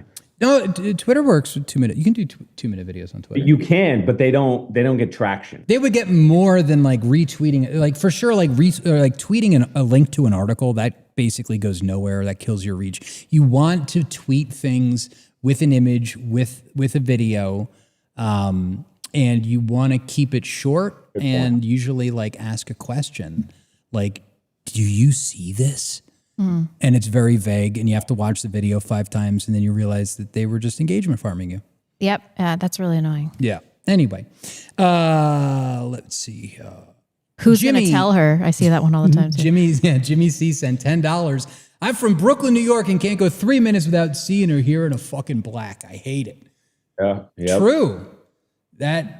New York is just such a mess. I mean, I was there. I don't know when you guys were there last, but I was there in the fall of 2023. And Soho, you'd walk through Soho, which is South Houston, for those of you who do not know, which is based on the same street in London, I believe. Mm-hmm. Anyway, you walk down that street and you're basically in an African refugee camp. I don't know if it's still like that, but same thing that's going on in London. They were putting them up in hotels. New York City's running out of money, and I guess they're going to elect this new communist who's going to plunge them into the abyss. But the good news is that the WASPs, what's left of them, who live in Brooklyn and are scattered throughout the city, and the Jews in particular, who are heavily concentrated in Brooklyn, they're going to be affected very negatively by what is coming. They're afraid. They are actively trying to sabotage this guy from getting, what's his name? Zoran Mamdani. Yeah, they're actively trying to sabotage his election, and I don't think it's going to work. Yeah, I am eating the popcorn on the New York situation. I mean, it does kind of suck. That was like, our spot. I mean, I guess my family came from Philly, though, so. Do you remember, I know you guys aren't really into sports, but there was an Atlanta Braves player. I cannot remember his name. This is like 30 years ago, and he rode the New York subway, and he said, this is like being in a foreign country. I don't remember exactly what he said. That was 30 years ago. 30 years ago. Incredible. Yeah, don't do public transport. We have Uber now. He took a lot of shit for that, by the way, when he said it. Probably. It was obviously true. Those rando thoughts sent $100 on Rumble. Thank you for the big super chat. Blonde, last week you mentioned, quote, as a Catholic, we're told to forgive, asking Dave how to justify this according to theology. I've heard smarter men than me say, quote, you can only forgive those that repent. True. That's true. I don't know. Forgiveness is difficult for me. Yeah. Well, I mean, again, remember, like, if they're not asking for your forgiveness, you don't have to worry about forgiving them. Oh. And even if they do forgive you, you don't have to forget. Like, just because like you got swindled doesn't mean that you have to forget that asshole swindled you, and you're never going to let that ever happen again. No, I won't forget. Women don't forget. Never. But revenge is a very human thing, and again, we all endeavor, as Dave says frequently on our show, we endeavor to be the Christ, but we are not Christ. So we aspire, but we're flawed, and so we experience the wrath of being scorned or being wronged, and sometimes we have to rectify that. And that's what we're going to do. One of my favorite movies is Josie Wales. And if you go back and watch that film, when they describe his character, they say Wales is a man who lives by the feud. And that is an archetype. That is a character type in Western culture. And it's needed at the moment. So true. We've got the outlaw Josie Wills. That is the outlaw Josie Wills. I don't know why this isn't working now. Now this one's not working. 86 Silent Heel 777 sent $10. I hope y'all three are doing well. Will any fall decorations start appearing in the background soon? Oh yeah, maybe we should do that. Yeah. Send a super chat to my wife, barefoot in the kitchen. No, I'm kidding. Hey, how is she going to anon chat us? I know. I shouldn't. Come on, man. Book Track Groove sent $10 on Rumble. Alex's son looks so embarrassed. There is video where Alex showed up on Owen's show with Nick Fuentes, David simping for Alex. No, listen. Yes. A little bit. But it was a funny bit when Alex came out on the show and was like, you guys can't talk about Israel anymore, blah, blah, blah. And it was very obviously a bit. He was doing a bit. It's funny. He's not completely unself-aware, but he should lay off the vodka. But why, Dave? Why doesn't he go there? I mean, you know the Infowars crowd. I always wondered that myself. How come they don't touch that issue? Harrison Smith does. Harrison does. Owen has. I mean, they've even platformed like Adam Green and like all kinds of people. Well, they have Fuentes on, don't they? They have Fuentes on all the time. I mean, I just think that Alex doesn't go there because he's trying to keep himself appealing to everybody. And Infowars does have a very large Zionist base of, psycho conspiracy nuts that do the Project Bluebeam thing, And so they want to hear Alex talking about that kind of stuff. They don't want to hear about the Israel stuff. And I think Alex is looking at it as his market share. And he's like, well, I don't really want to alienate these guys. I'll bring on Nick. I'll bring on other people that'll say it. But then they can love me. And it's just a matter of, managing his market share. I don't fault him for that in any way. Fair. Anyway, Michael Gerard 2 sent $5 on YouTube. Thanks for the Rebecca Thirst Trap thumbnail. Good job. Thank you. We've been working on those. You see that, Dave? You see that? All right, fine. See that? Right. You're right. All right. We'll have better thumbnails. Dude Mon sent $10 on YouTube. It's good for engagement to have one guy on the show with the most atrocious normie takes. Getting Owen Schroyer on the show might actually be possible. You should give him a shout. I think you've probably got a better relationship with Owen than I do, right? I can talk to him. Yeah. He wants to do his own thing, so. Yeah, I think when he comes on the show, when he launches his show, he should Listen, come on I can't do another show with a normie. I can't do it. No. I can't do it. It would be funny to have like a third person as a normie that's just constantly like a boomer. It would actually be really funny. Well, what do you mean Israel controls everything? They'll just slow down the They're conversation. God's chosen people. We'll never get anywhere. It'd be so funny. We could just dump on them all the time. It'd be great. I think it'd be great for engagement. Rage baiting. A real Ubermensch sent $5. Alex Jones, blonde, how much money do you have to pay Dave to carry the torch on the bad contrarian takes? How much money do I pay Dave? Well, he makes 30% of nothing. So that's pretty much where we are on the backlash. A real Uberman sent another $5. Alex Jones, sorry, Dave. That was rude of me. Please know I'm sincerely apologizing. Dude, that's fine. I don't care. He was going to go cry. I will literally, if we all agree on something, I will literally do the exact opposite just for content. That's asinine. You should. No, it's all about content. Anonymous sent $10. I have a 20K, a 50K, and a 100K note from Zambia before they rebase their money. Kwacha, I think it's called, worth pennies. Yeah.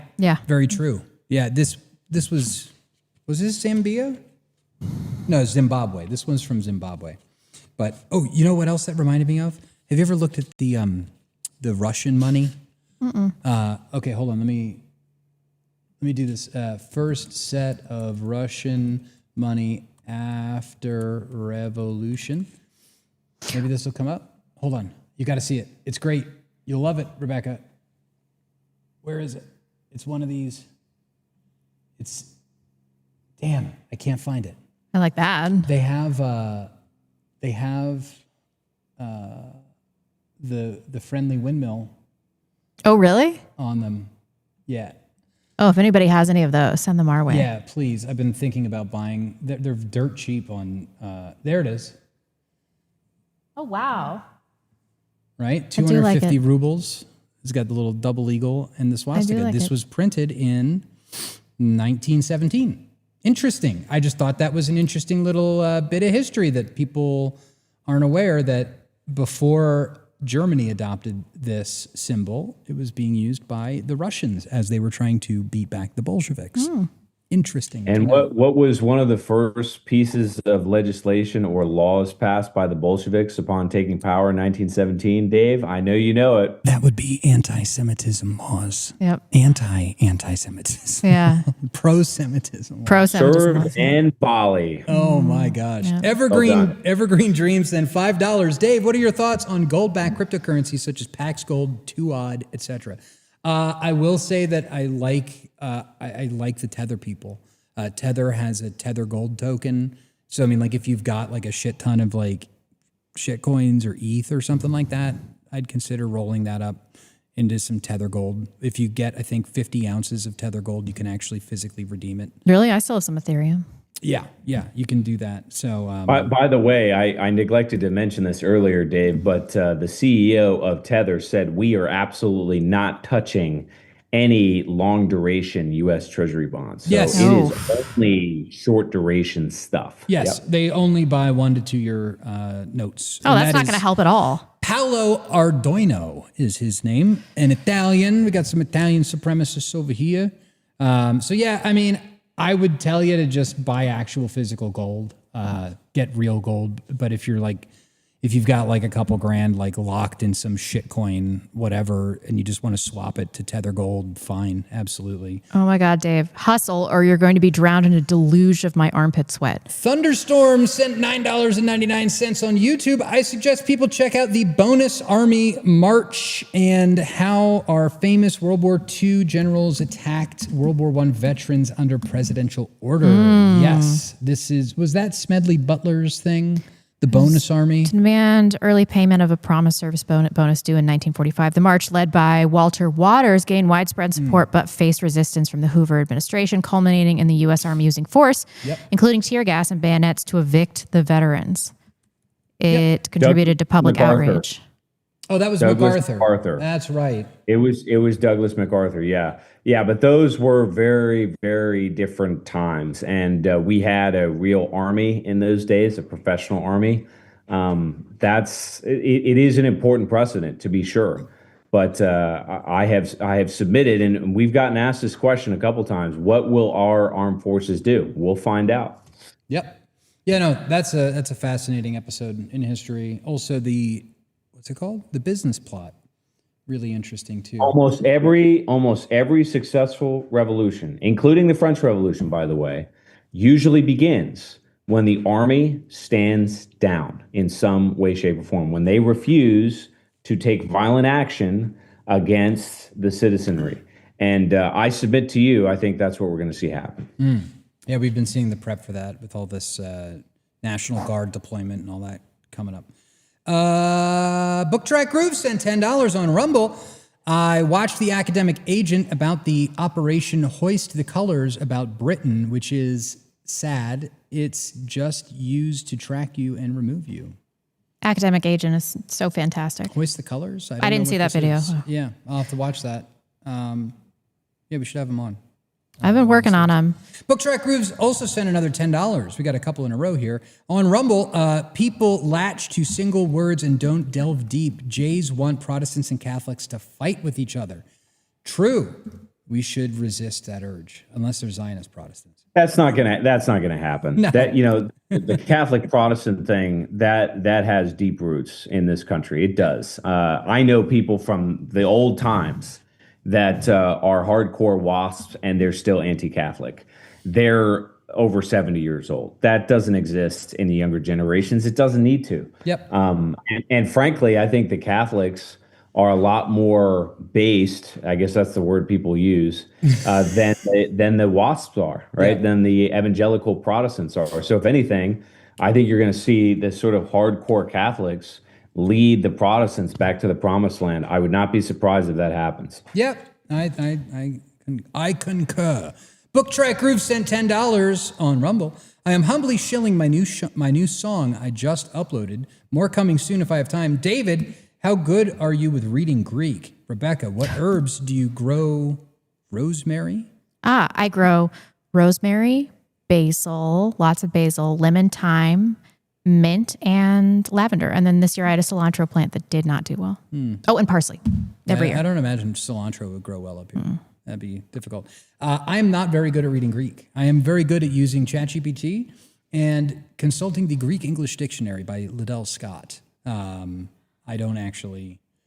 we were talking about languages earlier before the show. I speak a little French. That's it's not my strong suit.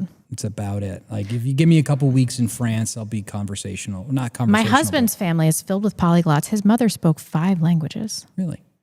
Smart guy. Good tonal One languages. thing I did want to mention. I'm sorry, Rebecca. Go ahead. Oh no, I was just bragging about my husband's family. That's all. Oh, okay. One thing I did want to mention about Academic Agent is I do think his content is very good, but I do have a reading list that he recommended. And it reflects, and I say this with the utmost respect, but it reflects this, I would say, a 200-year false frame that goes back to the Marxist framework that I've talked about before. And I just made a video addressing this as well. And I say that so that you can read outside of the last 200 years, right? So again, try to broaden your understanding because we don't live in that world anymore. And that sort of Marxist framework that everybody in the online right obsesses about. I mean, frankly speaking, they have bought into communism, right? Because communism, essentially, setting aside the revolutionary impulses and all the rest of it, is the idea that an elite group of people can manage everything. And guess who believes that? Everybody in the online right. This is why I shit on it at every opportunity, because it's bogus. It's not true, which is why communism has failed wherever it's been tried, right? So if you think you're different and you're based and you're hardcore right talking about the elites, you're not. You've just been brainwashed and believing a bunch of communist horseshit. Like I said, I say that with all due respect to Academic Agent. I think his material is excellent, but read outside of the Frankfurt School. Broaden your ken, because that's going to help you understand what's coming. Well, when you put it like that, it makes sense. I get it. What? Oh, okay. Let's see. Arthur. Yeah, I mean, you understand what I'm saying? Oh, right, absolutely. Dave? Oh, yeah. No. It makes total sense. You reframed it beautifully. Arthur says in quart. Is that supposed to be some sort of double entendre or sexual innuendo that I'm not picking up? He sent $5. The U.S. sends around $4 billion to Israel every year. That more than any other country, and a huge amount. What's it spent on? I don't know. Transgender surgeries, state-funded. You know what it's spent on. Abortions, state-funded.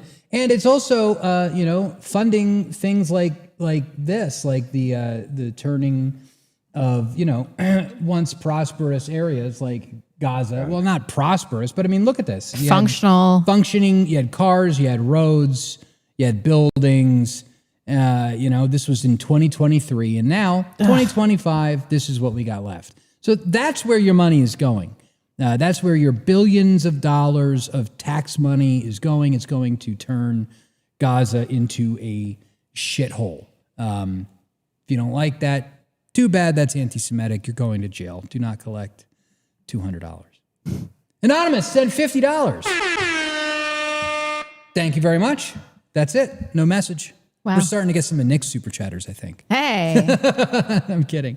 Big Mad Lad sent $5. The 14th Amendment was the beginning of the destruction of the United States. As soon as we allowed non-whites to be considered American, we killed our national identity. If anyone can be an American, that means nothing. Only whites can be American. Yeah, I mean, I've never talked about repealing the 14th. I think it's a little late for that. Which one's the women one? 19? 19. Yeah, I think we got. Let's start at 19. Work our way back. Yeah. Yeah, but that's what we've talked about. Or rather, I suppose that's the point that I have belabored. But remember, there's the state and there's the nation, and the state reflects a body of laws that are enumerated in the Constitution. That can change. How does it change? It changes when you get a revolution, when you have an ethnos that reclaims control of the state. And that's where we're headed. Mm-hmm. We are being forced. I mean, this is what we're seeing in the UK. This is what we're seeing in Australia. The reason I took umbrage with what was said about this rally in Australia, and I have similar feelings to some degree about what you're seeing in the UK, is you have a lot of well-meaning people, the nation, right? The natives, the real Britons, the real Australians, who are appealing to the democratic process. And what's happening in response, right? They're being dismissed. This is what we talked about with the Epping case. Does the British population really think that they can just stage a few rallies and all of a sudden the elites, right, that are in Westminster Abbey, that are sitting there in Parliament, that all of a sudden they're going to get it and they're going to change their policies? No, ladies and gentlemen, that's not the way this is going to go. We're going to have to get more engaged. But if we do get more engaged, we will win, because most people most of the elected officials across the Western world are a bunch of cowards that will react to what we demand. This is what I'm trying to push. This is what I'm trying to convince all of you of, is that we have a lot more power and agency if we get engaged than sitting around thumbing our nose at the idealism of people that are willing to engage. Yep. Mechanized Doom sent $20. Greetings, Backlash. I'm considering moving my savings from Bank of America to a credit union. Is that a fool's errand? Thank you for all you do. Cam, if you want to answer this, you can. I stopped using mainstream banks as soon as they started the deplatforming shit, like years and years ago. Fuck Bank of America, Wells Fargo, all of that. I use local banks, credit unions. It's not difficult to do. You can walk in, say, give me a check. I'm closing my account. They'll bitch at you, wonder where your money's going, and you'll tell them to fuck off, give me the money. And then they'll reluctantly cut you the check, and you can give them the finger and walk away. I would do it. Go ahead. This is financial advice. I would get my money. If I had an account at Bank of America, I would remove my money yesterday. Yep. Yeah. Boycott Bank of America. Not financial advice. Soul Explorer Coaching sent $5. Anti-Semitic remark. Thank you for the big $5 super chat. I appreciate it. Anonymous sent $50. Blonde, no disrespect to your husband, but you are goddess pretty. Oh, well, thank you. Please teach your daughter to shoot. They may need to. Yeah, I'm more interested in teaching them how to be marriageable. We do a lot of like homemaking based education. Good. Yeah. Wait, are you homeschooling? No. Okay. I was gonna say. But my daughter she's 5 and she's already a pretty good cook. Can she read? Yeah, she's sounding out words. All right. Yeah. Very good. I'm like, no, she doesn't need to learn to read. Mine can't read yet. I mean, I think she can. She'll like say words. I think she's like subliminal. Yeah. We got to go. I just looked at the time and holy mackerel. Robert sent $50. It's September. Do you guys remember the Dove commercial with the 6-foot-tall GameStop? It's ma'am, tranny. Oh, yeah. Changing a baby's diaper as his wife proudly watches. Soap company, by the way. Get woke, go broke my ass. These companies just wait until we forget 07. Yeah. We don't forget. I never bought Dove again after that. Fuck Dove. Nope. I do shop at Target though, so what can I say? IdahoTallow.com for soap and skin balm. Cameron, do you want to peace out? You look tired. Yeah, it's been like 3 hours. All right, keep going. We're close. Big Bad Lad sent $5. Like it or not, white nationalist e-girls are great for the movement. Disavow. We need more e-girls like Blonde, especially to reach women. Simp for your local white nationalist e-girl. Disavow. Yeah. Okay, it pains me to say this, but women are going to be integral to the movement. Not as movement leaders. They are. Like, there is no family formation without based women. Who's going to make the sandwiches? Women. Yeah. Who's going to make the sandwiches? Who's going to do the laundry? Yeah. Women. I know. There has to be women in the movement. Dave Riley. Yeah, I know. That's going to be his new job, yeah. Oh my Get in the kitchen, make some pasta. Hey, I did last night. I made some tortellini with some snap peas and red sauce from tomatoes that we grew here a couple years ago, and we canned it up. It was very good. It was very nice. Thank you for that, Big Mad Lad. Rivers of Blood sent $10. Did you see the Murdoch is coming out with a new video? Really stoked that they're coming back when we need them the most. Keep up the great work, you guys. Is this Bro, true? really? Be still my heart. I loved watching Murdoch. Back in like 2017, oh man, it was the so funniest good. stuff. You remember that one where they burned Lauren Southern at the stake? Yeah. That was classic. I loved all the ones where like Dr. William Luther Pierce and they like time travel and shit. It's like, it's funny stuff. That makes me so happy. I don't know who made that stuff, but yeah. If the creators of Murdoch are watching, you have brought me so much joy over the years. Can you add us as characters and then obviously like turn me into a retard and then you can shit on me and it's funny? No. You can do one of those little like Canadians on South Park where their head is detached. Anyway, where do you even go to watch Murdoch anymore? Because they've been banned everywhere. I don't think they're on. Someone's got to have it. Well, I'll find We'll find you. it. Okay. Anonymous sent $5. Can we take a moment to appreciate Dave's live producing of the show despite wearing gay glasses? Oh. Hashtag Team Alex. See, this is what I'm talking about. These producers down there at Infowars, they watch us and then they find ways to incorporate what we, Matt Walsh's producers work. Dave's channeling his inner Tyler Durden, man. Did you notice that the most alpha guy in film history wears women's sunglasses? We are everywhere. We make your food. We wash your car. We are going to cut your balls off if you don't give us what we want. No, I'm kidding. Do not fuck with us. George Sorrell sent $5. $4 billion. Would it interest you to tell that not a single cent invested in Israel, but 900% is transferred to Lockheed, Boeing, and Raytheon? How is America paying itself represent an enthrallment to Israel? Can you explain? I would explain if you could work on your English, maybe, work on your phrasing here. Are you saying 900 or 900? Are you saying like almost 100% is transferred to Lockheed, Boeing, and Raytheon? I don't really understand the question. Is that like George. some kind of psyop to make you sound like you're, anti-American? Yeah. Read it. Oh, I thought you were going to say like you can't read. It could be. It could be. This could be an incognito message from Spokane Zionists. It might be. Listen, Boeing, Raytheon, and Lockheed suck. They make money bombing little children. I don't like them. I've never liked them. Richard Butler used to work for them, actually. William Luther Pierce also used to work for Boeing. Funny how that works. But anyway, fuck them. And Boeing aircraft is falling. Boeing aircraft is falling apart. Mid.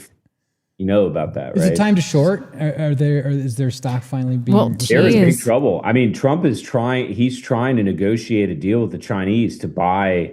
I think it's like $500 million worth of Boeing equipment. I mean, these companies, they need to go under. This is the story, right? Is it the legacy state, the legacy structure, these state-owned enterprises like Boeing? These legacy companies, they're done. This woman is over here looking at real estate. No, it's a special thing. She's looking at real estate. It's real estate I We own. got like a couple $100 of super chats, Blonde. No, it's real estate I own. It's different. I was doing a work-related thing. Matt Christensen fan sent $5. Oh, no. I've been really missing Matt's content to the point where I watch this to cope. I've resorted to reading the last comments on his vid to cope. Here they are, quote, since Blonde's departure, your context is extinct, and, quote, you look like a diddler. Bro. Oh, yeah, that makes me really happy.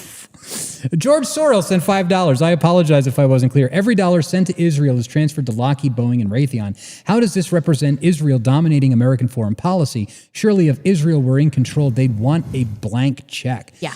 Well, a lot of it does go to Boeing, Raytheon, Lockheed, etc., but a lot of that also goes to Jewish cultural institutions. It goes to like the Jewish Agency. It goes to different the web of financial institutions linking America and Israel is so complicated and complex.